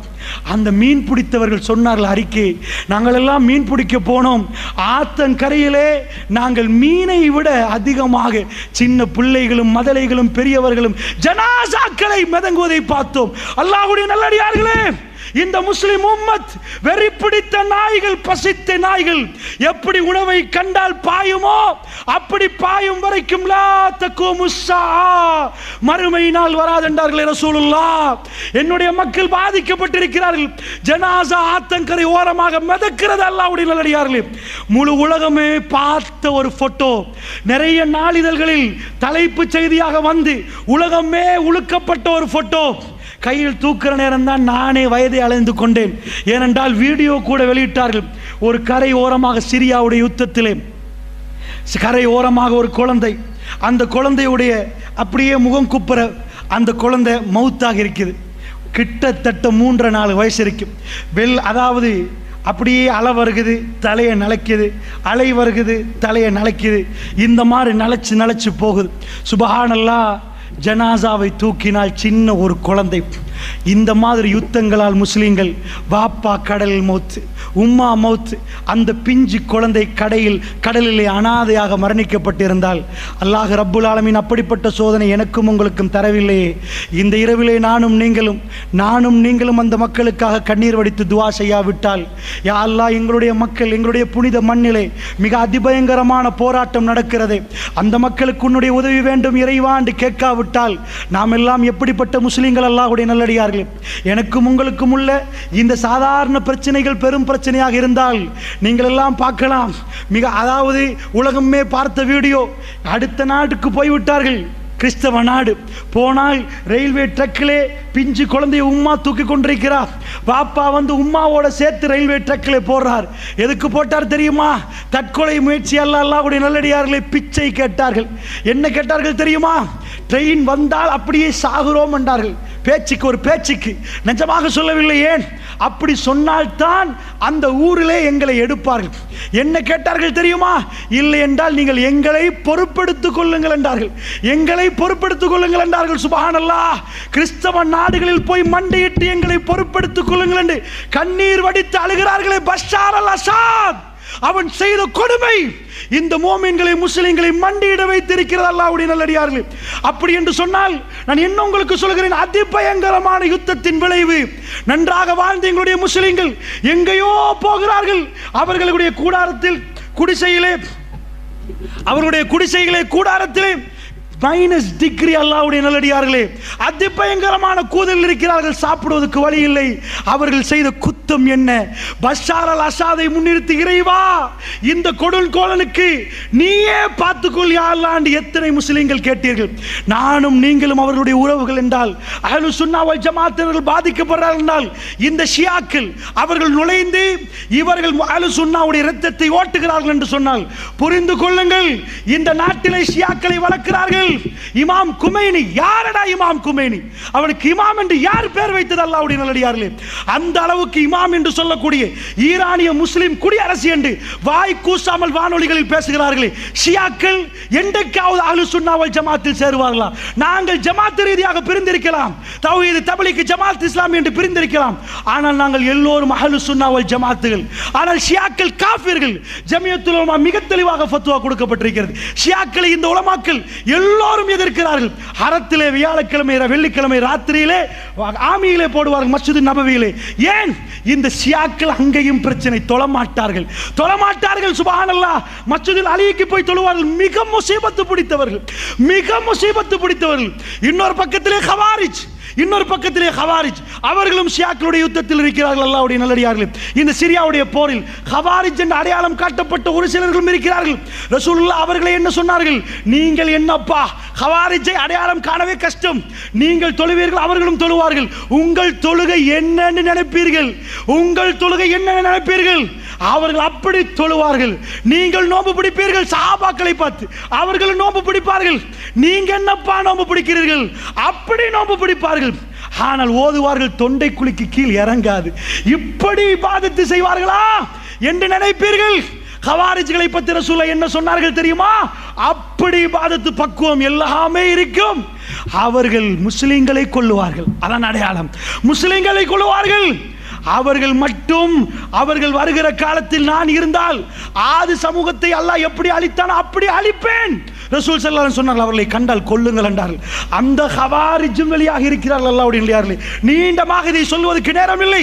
அந்த ஹவாரிஜும் வெளியாக இருக்கிறார்கள். இன்னொரு பக்கமாக ஷியா. இந்த நாட்டில் யார் செய்த முசீபத்தோ 200க்கு மேற்பட்டவர்களை ஈரானுக்கு அனுப்பி அவர்கள் எல்லாம் மௌலவியாக வந்திருக்கிறார்கள். ஓட்டமாவடியிலே ஒரு மதரசா, கதிரவேலிலே இன்னொரு மதரசா என்று சொல்லி மதரசாக்கள் நடத்தப்படுகிறது. அஹ்லுஸ் சுன்னா வல் ஜமாத் பள்ளிவாசல்கள் குறிக்க வைக்கப்பட்டு இன்னமும் அவர்களுக்கு வழங்கப்பட்டால் எங்களுடைய உறவுகள் அங்கே போய் ஷியாவை படித்து வந்து நெஞ்சிலே அடித்து அடித்து ஃபாத்திமா ஃபாத்திமா என்று பேசுகிறார்கள். அவர்கள் நடிக்கிறார்கள். கோல்ஃபேஸுக்கு பக்கத்திலே அவருடைய பல்கலைக்கழகம், ஃப்ரீ எஜுகேஷன். எங்களுடைய உறவுகள் தெரியாமல் போறார்கள். அந்த அளவுக்கு முஸ்தபா போகிறார்கள். பேசினால் எங்களுக்கு பிரச்சனை, பேசினால் எங்களை கூப்பிட்டு ஓட்டமாவடியிலே வைத்து பேசினால் அவர்களுக்கு போலீஸ் விசாரணை. அந்த அளவுக்கு நாட்டுக்குள்ளேயும் பூந்து விட்டார்கள். அல்லாஹ் விட மாட்டான். நாங்கள், எங்களுக்கு பிரச்சனை வந்தாலும் பிரச்சனை இல்லை. இந்த உம்மத்து என்றைக்கு ஷியா நுழைந்ததோ அன்றைக்கு இந்த உம்மத்து இரத்தார் ஓடும். அல்லாஹ்வுடைய நல்லடியார்களே, அப்படி என்றால் என்னுடைய உறவுகளே, அஹ்லுஸ் சுன்னா வல் ஜமாத்தினர்களே, நானும் நீங்களும் உருவாகி ஷியாக்கள் தெரிந்து எங்களுடைய பிள்ளைகளை பாதுகாக்கணும். கோல்ஃபேஸ் வரைக்கும் வந்து விட்டார்கள். யூனிவர்சிட்டி உருவாக்கி இருக்கிறார்கள். இந்த நாட்டில் அவர்களை பற்றி பேசினால் எனக்கும் உங்களுக்கு மௌனம். ஈரான் அப்படி தலை போட்டிருக்கிறது. அல்லாஹ்வுடைய நல்லடியார்களே, அல்லாஹ் விட மாட்டான், அல்லாஹ் விட மாட்டான். அவர்கள் செய்கிற அராஜகம் தான் இந்த அராஜகம். இது எல்லாத்துடைய முடிவு கிறிஸ்தவருடைய கையிலே, அது கையிலே போனால், ஆமாக் அல்லது தாபிக்கிலே வந்து அவர்கள் இறங்கினால், ஸ்டன்பூல் என்றைக்காவது அமெரிக்காவோ நேட்டோ படையோ ஏதோ ஒன்று பிடித்தால் அன்றைக்கு எதிர்பாருங்கள் இமாம் மஹ்தி அலைஹிஸ்ஸலாத்து வஸ்ஸலாமுடைய வருகை. அல்லாஹ்வுடைய நல்லடியார்களே, அதிபயங்கரமான சம்பவங்கள் இவைகள் எல்லாம் நடக்கிற நேரம் இன்னொரு சம்பவம் நடக்கிறது. இது எல்லாம் வைத்துத்தான் மறுமை நாள் நெருங்கிவிட்டதா? ரசூலுல்லாஹ் சொல்லிவிட்டார்கள், நெருங்கிவிட்டது. நான் கடைசி தூதர் என்று சொல்லிவிட்டார்கள். அது எவ்வளவு நெருங்கியிருக்கிறது என்றால் ரசூலுல்லாஹ் சொன்னார்கள் ஒரு நதியை பார்த்து. மறுமை நாளைக்குரிய அடையாளங்களை ரசூலுல்லாஹ் பேசுகிற நேரம் பானதுரையிலே இந்த வீட்டிலே இப்படி நடக்கும் என்று பேச மாட்டார். இன்னால் மௌத்தாகுவார், அது மறுமைக்குரிய அடையாளம் என்று சொல்ல மாட்டார். ஏனென்றால் உலகமே பார்க்கணும், உலகமே பேசணும். அந்த மாதிரி விஷயங்களைத்தான் ரசூல் ஸல்லல்லாஹு அலைஹி வஸல்லம் நாவுகளே அல்லாஹ் சொல்ல வைத்தான். ஏன் சொல்ல வைத்தான் தெரியுமா? அந்த யுகங்களில் அவைகள் எல்லாம் நடக்கிற நேரம் நானும் நீங்களும் தௌபாவிலே ஈடுபட்டு அல்லாஹ்வின் பக்கம் திரும்ப வேண்டுமா, நெருங்க வேண்டுமா? அதற்காக வேண்டி அல்லாஹ்வுடைய தூதர் இப்படி சொன்னார்கள். ரசூலுல்லாஹ் சொன்னார்கள், ஃபுராத் நதி வத்தி, யூப்ரட்டிஸ் நதி வத்தி, தங்க மழை வெளி வரும் வரைக்கும் மறுமை நாள் வராது வராது என்றார்கள் ரசூல் ஸல்லல்லாஹு அலைஹி வஸல்லம் அவர்கள். லா தகுமு ஸஆ, மறுமை நாள் வராது. ஃபுராத் நதி வத்தி, தங்க மழை வெளி வரும் வரைக்கும். புகாரி முஸ்லிமிலே வருகிறது. அல்லாஹ்வுடைய நல்லடியார்களே, திடுக்கிடக்கூடிய செய்தி. ஃபுராத் என்றால் யூப்ரட்டிஸ் நதி. நான் நினைக்க மாட்டேன் இந்த சபையில் யாரும் அந்த நதி ஸ்கூலில் படித்திருக்காமல் யாரும் இருந்திருப்பீர்கள் என்று. ஏனென்றால் உலகத்தில் மிக பிரசித்தி பெற்ற நதிகளில் நைல், யூப்ரட்டிஸ், டைக்ரீஸ், அமேசான் இவைகள் ஆகவும் பிரசித்தி பெற்ற நதிகள். ஹிந்து நதி. இந்த நதிகளில் மிகவுமே முதன்மை வாய்ந்தது தான் யூப்ரட்டிஸ். உலகத்திலே மனிதர்கள், அதாவது சிவிலைஸ் ஆக்கப்பட்டது மெசொப்பொத்தேமியான்னு வரலாறு என்று சொல்லுவார்கள். அங்கிருந்து தான் மனிதர்கள் ஆரம்பமாக அவர்கள் வீடு கட்டி ஒழுங்காக வாழ்ந்தது என்றால் மெசொப்பொத்தேமியானு பேப்பரை கண்டுபிடித்தவர்கள் அவர்கள் தான். அதில் நான் எழுத்து ஆரம்பிக்கப்படுகிறது. அது யூப்ரட்டிஸ் நதிக்கரையோடு ஒட்டித்தான் அந்த குடியிருப்புகள் வருகிறது. அல்லாஹ்வுடைய நல்லடியார்களே, வரலாறில் என்றைக்கும் இல்லாத மாதிரி நான் பார்த்தேன். சுபஹானல்லாஹ், நாசாவுடைய ஒரு படத்தை. சுபஹானல்லாஹ், நீங்கள் போய் இன்டர்நெட்டில் அடித்து பாருங்கள். 2003ஆம் ஆண்டு, 2009ஆம் ஆண்டு, 2003, 9, 16 எடுத்துக்காட்டார்கள். அசந்து போகிறேன். அல்லாஹ்வுடைய நல்லடியார்களே, அந்த ரிவருடைய மேப், சேட்டலைட் மேப், இவ்வளவு இருக்கிற ரிவர் ஒரு நூலாக மாறி இருக்கிறது 2016. அவர்கள் விஞ்ஞானிகள் சந்தேகிக்கிறார்கள் 2023 இதில் ஒரு பகுதி வத்திவிடும் என்று. வரலாறிலே இதுவரைக்கும் வத்தாத ஒரு நதி, ஜீவன் நதி, எக்கச்சக்கமான ஆட்டிகள். ஏனென்றால் இது ஈராக்கை ஒட்டி, சிரியாவை ஒட்டி ஓடக்கூடிய ஒரு நதி. இது வத்துறது எந்த அளவுக்கு என்றால், பழங்காலத்து சில நாணயங்கள், சில விஷயங்கள், அவைகள் எல்லாம் நதிக்கரையில் இருந்து எடுக்கிறார்கள். அந்த போட்டோக்கள் எல்லாம் உங்களுக்கு பார்க்கலாம். ரசூலுல்லாஹ் குறிவைத்து சொன்னார்கள், சேட்டலைட் மூலமாக யூப்ரட்டிஸ் நதிகளை இன்றைக்கு அவதானிக்கப்படுற அளவுக்கு. யூப்ரட்டிஸ் நதியுடைய ரிவர் இன்றைக்கு இவ்வளவு சுருக்கமாகி விட்டது. மக்களுக்கு, ஈராக் மக்களுக்கு தண்ணீர் இல்லையாம், யூப்ரட்டிஸ் வத்துதாம். இவைகள் எல்லாம் இன்றைக்கு உலகத்தில் பரவலாக பேசப்படுகிறது. உலகம் பஞ்சம் என்று பேசப்படுகிறது. அத்தாதுர்க் என்ற ஒரு பிரைம் ப்ராஜெக்ட் அடிக்கிறார்கள். அந்த நதியை திருப்பி அது இன்னும் கொஞ்சம் நதியை வத்த வைக்கிறது. கூடி அந்த மக்களுக்கு தண்ணீர் வசதி இல்லையாம். ரசூலுல்லாஹ் சும்மா பேசவில்லை. யூப்ரட்டிஸ் நதி வத்தி தங்கம் மலை வெளிவரும் வரைக்கும் மறுமையினால் வராது என்றார்கள் ரசூலுல்லாஹ். நீங்கள் போய் அதை எடுக்க வேண்டாம் என்றார்கள். 100 பேர் போனால் 99 பேர் சாகடிக்கப்படுவார்கள். ஒரே ஒருவர் தான் மீதமாக இருப்பார்கள். 99% என்று அர்த்தம் அல்லாஹ்வுடைய நல்லடியார்கள். அப்படி என்றால் அல்லாஹ்வுடைய நல்லடியார்கள் இன்னொரு புறமாக இது நடந்து கொண்டிருக்கிறது என்றால், இப்படிப்பட்ட யுத்தங்கள், மஸ்ஜிதுல் அக்ஸாவுக்கான போராட்டம் எல்லாமே நடக்கிறது என்று சொன்னால், அல்லாஹ்வுடைய நல்லடியார்களே, இவைகள் எல்லாம் நமக்கு என்ன சொல்லித் தருகிறது? ரசூலுல்லாஹ் சாதாரணமாக மறுமை வரும் என்று சொல்லவில்லை, அடையாளத்தை போட்டு சொன்னார்கள். அந்த காலத்துக்கு காலம் அல்ல அடையாளத்தை விரிக்கிறான். எல்லாமே ஒரு காலம் இல்லை. ரசூலுல்லாஹ் முதலில் சொன்னார்கள், ஹிஜாஸிலே ஒரு நெருப்பு எடுக்கும் என்றார்கள். புகாரிலே வரக்கூடிய செய்தி. ஹிஜாஸை நோக்கி கையை நீட்டினார்கள். இந்த ஹிஜாஸிலே நெருப்பு எடுத்தால் அது மறுமை நாளைக்கு அடையாளம் என்றார்கள். இந்த ஹிஜாஸுடைய நெருப்பு பசராவிலே உள்ள ஒட்டகங்களுடைய சங்கிலிகளில் அவருடைய ஜுவால் தெரியும் என்றார்கள். பெருமானார் பேசினால் மிக தெளிவாக பேசுவார்கள். அதாவது யூப்ரட்டிஸ் நதியில் தங்கமலை வரும் என்று சொல்ல மாட்டார்கள். நதி வத்தி தங்கமலை வரும். அப்ப முதலில் நதி வத்தணும், அப்புறம் தங்கமலை வரும். இதே மாதிரி சொன்னார்கள், ஹிஜாஸிலே நெருப்பெடுத்தால் அந்த நெருப்பு பசராவிலே உள்ள ஒட்டகங்களுடைய அந்த சங்கிலியில் அதனுடைய ஜுவால் தெரியும். சுபஹானல்லாஹ், அல்லாஹ்வுடைய நல்லடியார்களே, என்ன நடந்தது தெரியுமா? ஹிஜாஸில் ஹிஜ்ரி 617ஆம் ஆண்டு ரசூலுல்லாஹ் மௌத்தாகி 600 வருடங்களுக்கு பிறகு 2 பூமி குலுக்கங்கள் ஹிஜாஸ் நெருப்பெடுக்கிறது. எப்படி நெருப்பு? அது அப்படியே வானத்தை நோக்கி நெருப்பெடுக்கிறது. அந்த இன்டர்நெட்டில் நீங்கள் அடித்து பாருங்கள். அந்த கல்கள் எல்லாம் கருகி கருகி இன்றைக்கும் ஹிஜாஸில் யாருமே இல்லை. கிட்டத்தட்ட 700 ஆண்டுகளாகிவிட்டது. கருகின கல்லுகள் காலை வைத்தால் குத்தும் நடுவால் நெடுஞ்சாலை போடப்பட்டிருக்கிறது. இந்த பக்கம் கருகின பூமி, இந்த பக்கம் கருகின பூமி. ஹிஜ்ரி 617 மஸ்ஜித் நபவிக்கு எல்லோரும் ஒன்று சேர்ந்து விட்டார்கள். தௌபாக்கு ஈடுபட்டார்கள். ஏன்? 2 தடவை பூமி குலுக்கம். பூமி குலுக்கத்தோடு ஹிஜாஸில் ஒரு நெருப்பு. சுபஹானல்லாஹ், அந்த நெருப்பு இப்படி எடுத்தால் அது ஒரு நாளும் சிரியாவுடைய டெமிஸ்குக்கு தெரியாது. டெமஸ்கஸ் என்றால் பசரா, பசரா என்றால் டிமிஷ்க், இன்றைக்கு டெமஸ்கஸ். அந்த பசராவில் உள்ள ஒட்டகங்களுக்கு தெரியாது. சுபஹானல்லாஹ், வரலாறு மிக அழகாக பாடம் சொல்லுது. அந்த நெருப்பு மேலே நோக்கி போனது. ஒரு வால்கனோ எரிமலை வெடித்தால் எப்படி மேலே போகுமோ, மேலே போனால் தான் அது பசராவுக்கு தெரியும். தெல் டேங்கி பத்திர நேரம் சில வேளை உங்களுக்கு கொஞ்சமாவது ஜுவால் தெரிந்திருக்கும். மேலே மேலே நெருப்பெடுத்தால் அது பக்கத்து நாடுக்கு தெரிகிற அளவுக்கு அங்கிருந்து லெட்டர் வருகிறது. அந்த காலத்தில் அது இன்றைக்கு உம்மத்தில் பாதுகாக்கப்பட்டிருக்கிறது. சிரியாவிலிருந்து வந்த லெட்டர் இந்த நெருப்பை பற்றி கேட்டு சுப்ஹானல்லாஹ் ரசூலுல்லாஹ் தேவையில்லாமல் அப்படி ஒரு வரி சொல்ல மாட்டார்கள். இந்த உம்மத் அன்றைக்கே மதீனாவிலே அழுதார்கள், அவர்கள் துடித்தார்கள். வரலாறு எழுதப்பட்டிருக்கிறது. இன்றைக்கும் ஹிஜாஸை உங்களுக்கு கண்ணால் பார்க்கலாம். அங்கே எந்த குடியிருப்பும் இல்லை. அந்த நெருப்பு எடுக்கப்பட்டு 700 ஆண்டுகள் ஆகிவிட்டது. ரசூலுல்லாஹ் மரணித்து 1400 ஆண்டுகள் ஆகிவிட்டது என்றால் அல்லாஹ்வுடைய நல்லடியார்களே, கட்டம் கட்டமாக ரசூலுல்லாஹ் சொன்னார்கள். அதிலே ஒரு கட்டத்தில் நானும் நீங்களும் சிக்கிக் கொண்டிருக்கிறோம். அதிபயங்கரமான ஃபித்னாவுடைய ஜமான் என்றால் முதல் அடிப்படை இந்த உரையிலே முதலாவது அடிப்படை நானும் நீங்களும் முனாஃபிக்குடைய தன்மையிலிருந்து விலக வேண்டும். ரசூலுல்லாஹ் என்ன சொன்னார்கள்? மல்லம் யகுசு, நீங்கள் போராடாவிட்டால், நீங்கள் ஜிஹாது செய்ய, யார் ஜிஹாது செய்யவில்லையோ, வலம் யஹத்திஸ் நஃப்ஸஹு பில் கத்வி, யார் போராட்ட களங்கள் நடக்கிற நேரம் தன்னுடைய கல்பால் போராடவில்லையோ, மாத அலா ஷஅபத்தின் மினன் நிஃபாக், அவர் முனாஃபிக்குடைய அடையாளத்தோட மரணித்து விட்டார் என்றார்கள் ரசூலுல்லாஹ். அந்த முனாஃபிக்குடைய அடையாளம் என்னிடமும் உங்களிடம் இருக்கிறதா அன்புக்குரியவர்களே? இதை விசாரித்து பார்ப்பது என்னுடைய உரையுடைய முதலாவது நோக்கம்.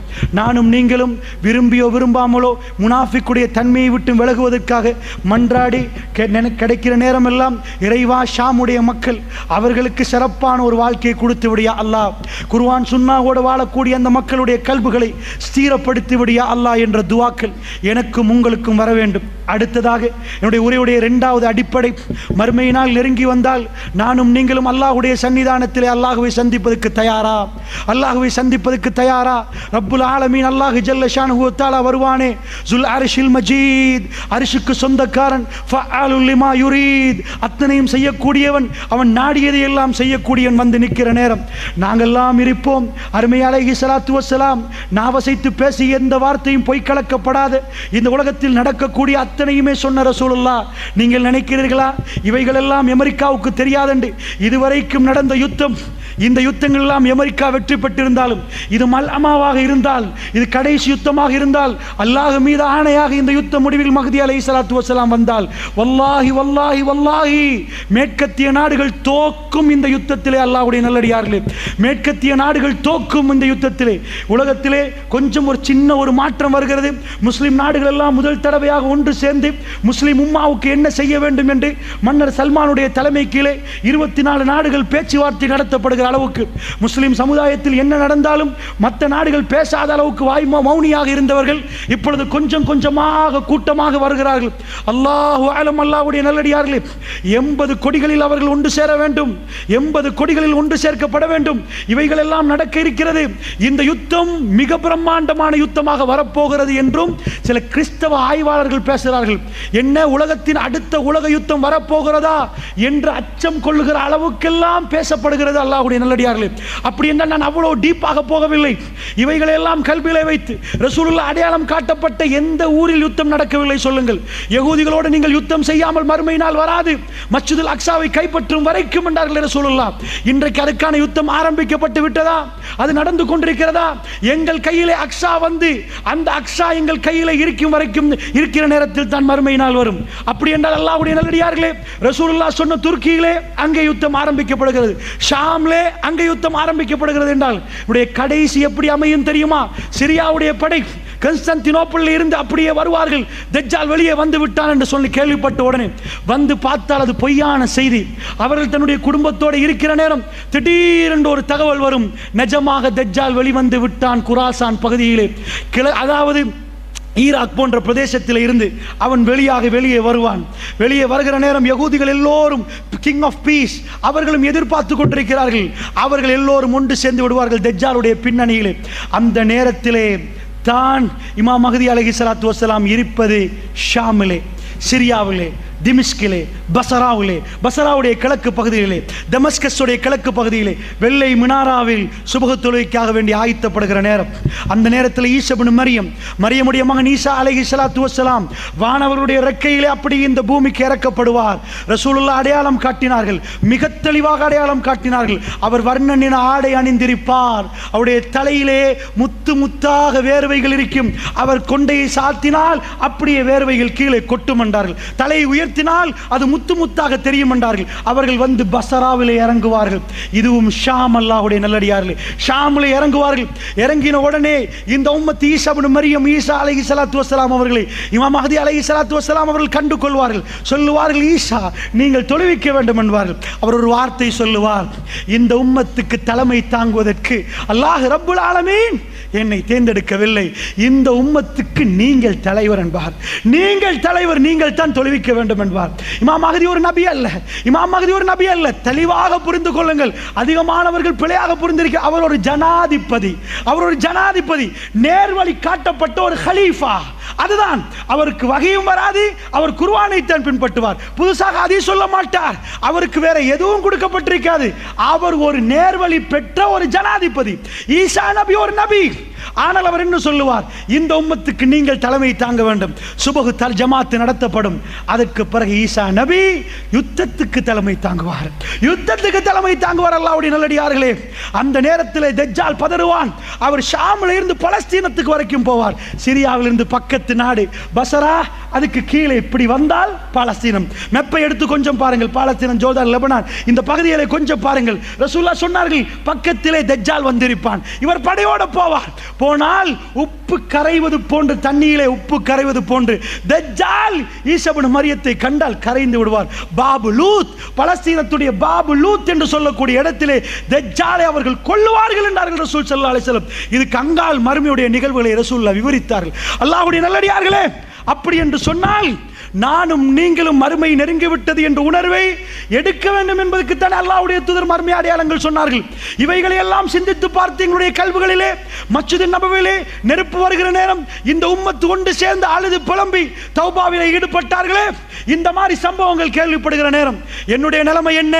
இந்த துனியாவுடைய வாழ்க்கை அற்பமான வாழ்க்கை, இவைகளை எல்லாம் திறந்து விட்டு மறுமையுடைய வாழ்க்கைக்கு போகிற நேரம் அல்லாஹ் ரப்புல் ஆலமீன் ஜுல் அர்ஷில் மஜீத், அர்ஷுக்கு சொந்தக்காரன் வந்து என்னை பேசுகிற நேரம், எனக்கு அருமை அலைஹிஸ்ஸலாத்து வஸ்ஸலாமோடு என்னால் சுவர்க்கத்தில் வாழ்வதற்கான அவகாசம் கிடைக்குமா? என்னுடைய அன்பு சகோதரர்களே, இதை சிந்தித்து பார்ப்பதற்காக இரண்டாவது இந்த உரையை நாங்கள் நிகழ்த்தினோம். இந்த உரையை ஏன் நிகழ்த்தினோம் தெரியுமா? மறுமை நெருங்கிவிட்டது என்ற உணர்வு எனக்கும் உங்களுக்கும் வருகிற நேரம் என்னுடைய தொழுகை இன்னும் இன்னும் பக்குவமாக்கப்படும், என்னுடைய தர்மங்கள் அதிகமாக்கப்படும், நானும் நீங்களும் இன்னும் பேணுதலாக நடக்க ஆரம்பிப்போம். அதற்காக வேண்டித்தான் மறுமை அடையாளங்கள் என்று ரசூலுல்லாஹ் போட்டார்களே தவிர, மறுமை அடையாளங்கள் என்று ஏன் ஃபுராத் நதியை பேச வேண்டும்? ஏன் யூப்ரட்டிஸை பேச வேண்டும்? ஏன் அதை பேச வேண்டும்? ஏன் எகிப்தை பேச வேண்டும்?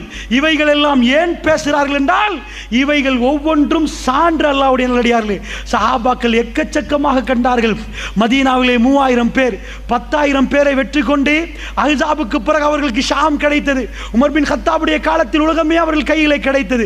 ரசூலுல்லாஹ் சொன்ன வார்த்தைகள் அத்தனையும் அவர்கள் கண்களால் பார்த்தார்கள். கல்லு கட்டின ஒரு காலம் இருந்தது, கருவூலம் கிடைக்கும் என்று தெளிவான ஒரு ஹதீஸ் வந்தது. எப்படி சொன்னார்கள் தெரியுமா? பாரசீக மன்னருடைய அந்த பணம் இந்த அதாவது இஸ்லாமிய மார்க்கத்துக்காக வேண்டி செலவழிக்கப்படும் என்றார்கள் ரசூலுல்லாஹ்.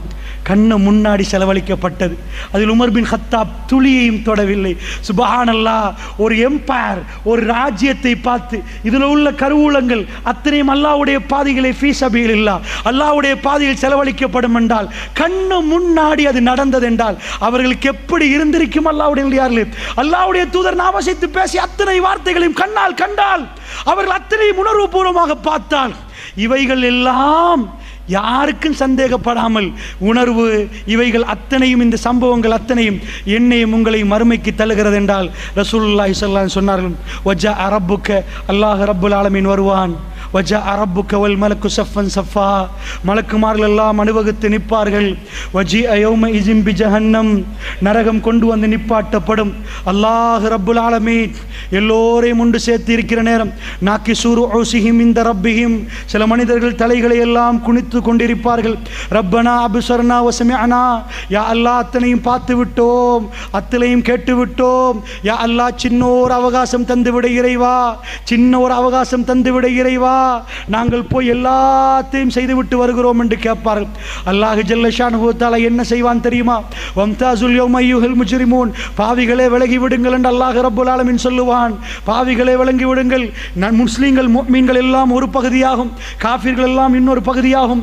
அப்படியே விலகி விடுவார்கள். ரசூலுல்லாஹ் சொன்னார்கள், யா நஃப்ஸி யா நஃப்ஸி யா நஃப்ஸி, என்னுடைய ஆன்மாவை என்னுடைய ஆன்மாவை என்று எல்லோரும் நிர்வாணமாக ஓடி அல்லாஹ்வுடைய சன்னிதானத்துக்கு வருகிற நேரம் அல்லாஹ் ஜல்ல ஷானுஹு வ தஆலா தீர்ப்பு கொடுப்பான்.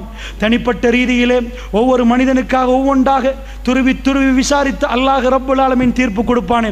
அந்த சன்னிதானத்தை பற்றி எனக்கும் உங்களுக்கும் என்றைக்காவது ஞாபகம் வந்தது உண்டா? அல்லாஹ்வுடைய நல்லடியார்களே, அந்த சன்னிதானத்திலே நானும் நீங்களும் அல்லாஹ்விடம் பதில் கொடுக்க வேண்டுமே.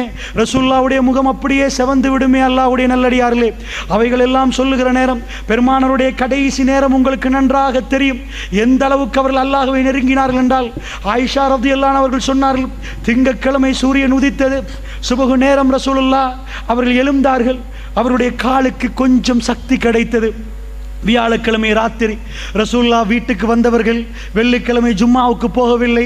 சனிக்கிழமை திடீரென்று முழிச்சு பார்த்தார்கள், மூர்ச்சி அடைந்தார்கள். முழிப்பார்கள், மூர்ச்சி அடைவார்கள். என்னுடைய வீட்டில் அப்படியே இருந்தது. திடீரென்று ஒரு தடவை ரசூலுல்லாஹ் முழிச்சு பார்த்தார்கள்.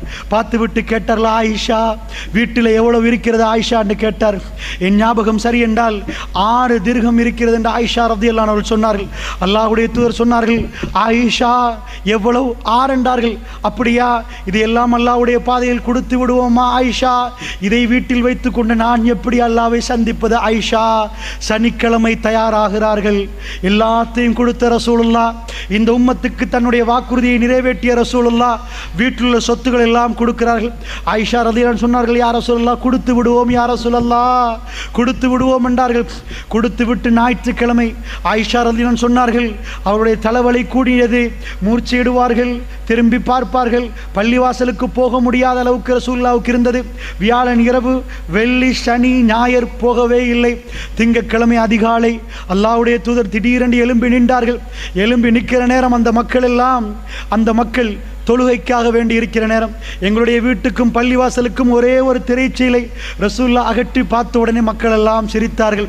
மதீனாவிலே அப்படிப்பட்ட ஒரு அமர்கலம், அல்லாஹ்வுடைய தூதர் குணமாகிவிட்டார், அல்லாஹ்வுடைய தூதர் குணமாகிவிட்டார் என்ற அந்த அமர்கலம் பரவுகிற நேரம் அல்லாஹ்வுடைய தூதர் கையை காட்டி, இல்லை இல்லை சிரித்து விட்டே நான் தொழுகைக்கு வரவில்லை என்று கையை காட்டி வீட்டுக்கு வந்தார்கள். அதாவது என்னுடைய மடிக்கு வந்தார்கள். கொஞ்சம் கொஞ்சமாக சூரியன் மேலைக்கு வருகிறது. லுகர் நேரம் வரவில்லை, லுஹாவுடைய நேரம் அதிகாலை, அதாவது சுபஹுக்கு பிறகு லுஹாவுடைய நேரம் உதித்து கொண்டிருக்கிற நேரம் ரசூலுல்லாஹ் உடைய முகம் அப்படியே சுடுவது. ஆயிஷா ரலியல்லாஹு அன்ஹா சொன்னார்கள், ஒரு பாத்திரம் பக்கத்தில் இருந்தது. ரசூலுல்லாஹ் கையை விட்டார்கள், முகத்திலே அப்படியே அந்த பாத்திரத்தால் முகத்தை அப்படியே தடாவினார்கள். முகம் சூடாக இருக்கிறது. அல்லாஹ்வுடைய தூதருக்கு நான் அப்படியே ஓதி ஓடி அவருடைய மேல் அத்தனையும் தடாவினேன். நான் தடாவிக்கொண்டே இருந்தேன் ரசூலுல்லாஹ்வுக்கு. ஆயிஷா என்னுடைய கை அப்படியே ரசூலுல்லாஹ்வுடைய முகத்திலே, ரசூல் ஸல்லல்லாஹு அலைஹி வஸல்லம் அப்படியே தண்ணீரிலே கையை விட்டார்கள், அப்படியே முகத்தை நனைத்தார்கள். ரசூலுல்லாஹ் கொஞ்சம் கொஞ்சமாக செய்கிற நேரம், நான் அவருடைய மேலே அப்படியே துஆக்களை ஓதுகிற நேரம் ரசூலுல்லாஹ் என்னுடைய கையை பிடித்து வேண்டாம் என்றார்கள். என்னுடைய கையை பிடித்து வேண்டாம் என்றார்கள், ஓத வேண்டாம் என்றார்கள். ரசூலுல்லாஹ் நிற்பாட்டினார்கள். அல்லாஹ்வுடைய தூதர் அவருடைய கடைசி நேரம், அது கடைசி நேரம். அவர் ஏன் என்னை நிப்பாட்டினார் என்பதை நான் புரிந்து கொண்டேன். அல்லாஹ்வுடைய தூதர் ஒரு துஆ கேட்டார்கள், அல்லாஹும்ம ஃபிர்லி, இறைவா என்னை மன்னித்து விடு. சப்தம் கேட்கவில்லை, என் காதை கொண்டு போய் ரசூலுல்லாஹ்வுடைய வாயிலே நான் வைத்தேன். ரசூலுல்லாஹ் 3 தடவை கேட்டார்கள், அல்லாஹும்ம ஃபிர்லி, இறைவா என்னை மன்னித்து விடு என்று கேட்டார்கள். அல்லாஹ்வுடைய நல்லடியார்களே, மறுமை நாளுக்காக அல்லாஹ்வுடைய சந்திப்பாக்காக ரசூலுல்லாஹ் எப்படி தயாரானார்கள்? இந்த உலகத்திலே மிக சிறந்தவர் அல்லாஹ்வுடைய தூதர். அல்லாஹ் மிக சிலாகித்து சொல்லக்கூடியவர், சொர்க்கவாசி. என்ன கேட்டார்? அல்லாஹும்ம ஃபிர்லி, இறைவா நான் ஒரு அடியான், என்னை மன்னித்து விடு ரப்பே, என்னை மன்னித்து விடு. அவருடைய நாவா செய்கிறது, நான் போய் மெல்ல அவருடைய சப்தத்தை கேட்கிறேன். 3 தடவை சொல்லிவிட்டு ரசூல் ஸல்லல்லாஹு அலைஹி வஸல்லம் விரலை மேலே போவதை நான் பார்த்தேன். அல்லாஹ்வுடைய தூதருடைய கை அப்படியே மேலே போனது. ரசூலுல்லாஹ்வுடைய கண் மேலே பார்த்தது. ஒரே ஒரு துஆவை 3 வாட்டி சொன்னார்கள். என்ன சொன்னார்கள்? என்னுடைய நெஞ்சிலே தலை கணக்க பார்க்கிறது. அவருடைய தலை அப்படியே கொஞ்சம் கொஞ்சமாக என் களத்துக்கும் மார்புக்கும் இடையிலே அவருடைய களத்து இருக்கிறது.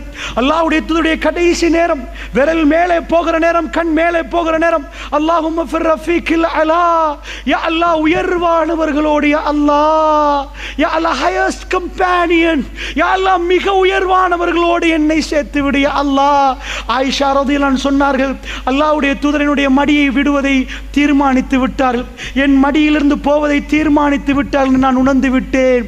அவர் சுவர்க்கத்தை கேட்கிறார், அதிலே உள்ள உறவுகளை கேட்கிறார், இந்த உறவை விட அவர் தீர்மானித்து விட்டார் என்று நான் உணர்ந்து கொண்டேன். ரசூலுல்லாஹ்வுடைய விரல் மேலே போய் கொண்டு அல்லாஹும்ம ஃபிர் ரஃபீகில் அலா, யா அல்லாஹ் உயர்வானவர்களோடு யா அல்லாஹ் என்று 3வது முறை சொல்லுகிற நேரம் விரல் அப்படியே கீழே விழுந்து விட்டது. இன்னா லில்லாஹி வ இன்னா இலைஹி ராஜிஊன். ஆயிஷா ரலியல்லாஹு அன்ஹா சொன்னார்கள், அதுக்கு பிறகு ரசூலுல்லாஹ்வுடைய எந்த அசைவும் ஏற்படவில்லை. அல்லாஹ்வுடைய நல்லடியார்களே, அப்படி என்றால் கடைசி நேரத்தில் ரசூலுல்லாஹ் கேட்டது, நானும் நீங்களும் எனக்கும் உங்களுக்கும் எப்பொழுது மரணம் வரும், எப்பொழுது மறுமை வரும் என்று தெரியாது. ஆனால் ரசூலுல்லாஹ்வுடைய ஒவ்வொரு பேச்சும் மறுமையுடைய அடையாளங்களும் எங்கள் கண்ணு முன்னாடி நிகழ்த்து கொண்டு இருந்து கொண்டிருக்கக்கூடிய நேரத்தில் எனக்கும் உங்களுக்கும் திடீரென்று மரணம் வந்தால் நானும் நீங்களும் எப்படி அல்லாஹ் ஜல்ல ஷானுஹு வ தஆலாவை சந்திக்கப் போகிறோம்? அல்லாஹ்வுடைய நல்லடியார்களே, மரணத்துக்கு வயசு இல்லை, எப்பொழுதும் வரலாம், எப்படியும் வரலாம். அண்மையிலே பக்கத்து ஊர், அதாவது முஸ்லிம்கள் செறிந்து வாழக்கூடிய நாத்தண்டியிலே நாராவில் என்ற ஒரு ஊர், அந்த ஊரிலே நடந்த ஒரு சோக சம்பவம். வறட்சி நிலவி மழை பெய்து, மறுபடி வறட்சி நிலவி, நேற்று முந்தாத்து கொஞ்ச நேரம் மழை பெஞ்சிச்சு. வறட்சி ஆரம்பத்தில் நிலவுற நேரம் ஸ்காலர்ஷிப் ரிசால்ட்ஸ் வருகிறது. 10 வயசு புள்ள 114 மார்க்ஸ் ஃபெயில் ஆகி விட்டார். வீட்டுக்கு வந்து வீட்டிலிருந்து உம்மாட்ட சொல்கிறார், கொஞ்சம் குளிச்சுட்டு வாரம்மா. 2 நண்பர்களோடு போனால் தண்ணி இல்லை, வறட்சி, பெக்கோ போட்டு குளத்தை தோண்டிருக்கிறார்கள். அந்த மகன் போகிற கடைசி பயணம் அது. அவருக்கு அல்லா மீது ஆணையாக தெரியாது, வீட்டிலிருந்து நான் போகிற கடைசி பயணம். எங்கள் உம்மா மடியில் வீட்டில் இருந்து நாளைக்கு எனக்கு தூங்க கிடைக்காது, இன்றைக்கு ராத்திரி இந்த வீட்டிலிருந்து அமர்கலமாக நேற்று சாப்பிட்ட மாதிரி எனக்கு சாப்பிட கிடைக்காது. அவருக்கு அல்லா மீது ஆணையாக தெரியாது. அல்லாஹ் ஜல்ல ஷானுஹு வ தஆலா மரணத்தை அப்படித்தான் விதியாக்கியிருக்கிறான். அவர் போகிறார், போனால் குளிக்க போகிறார், ஸ்லிப்பாகி குழியில் விழுகிறார். அவசரமாக எடுத்து போகிறார்கள் மாரவில் ஹாஸ்பிட்டல். அங்கிருந்து சிலாபத்து கொண்டு போகிறார்கள். சிலாபத்திலிருந்து அப்படியே கொண்டு போகிறார்கள் எங்கே? General hospital. 18 நாட்கள் ஹாஸ்பிட்டலில் பிள்ளையை வைத்திருக்கிறார்கள். நெஞ்சை அமிழ்த்தினால் சேறு வெளியாகிறது, சேரை எடுக்கணும், சேறு உள்ளக்க சேரும் செகதியும் நிறைந்திருக்கிறது.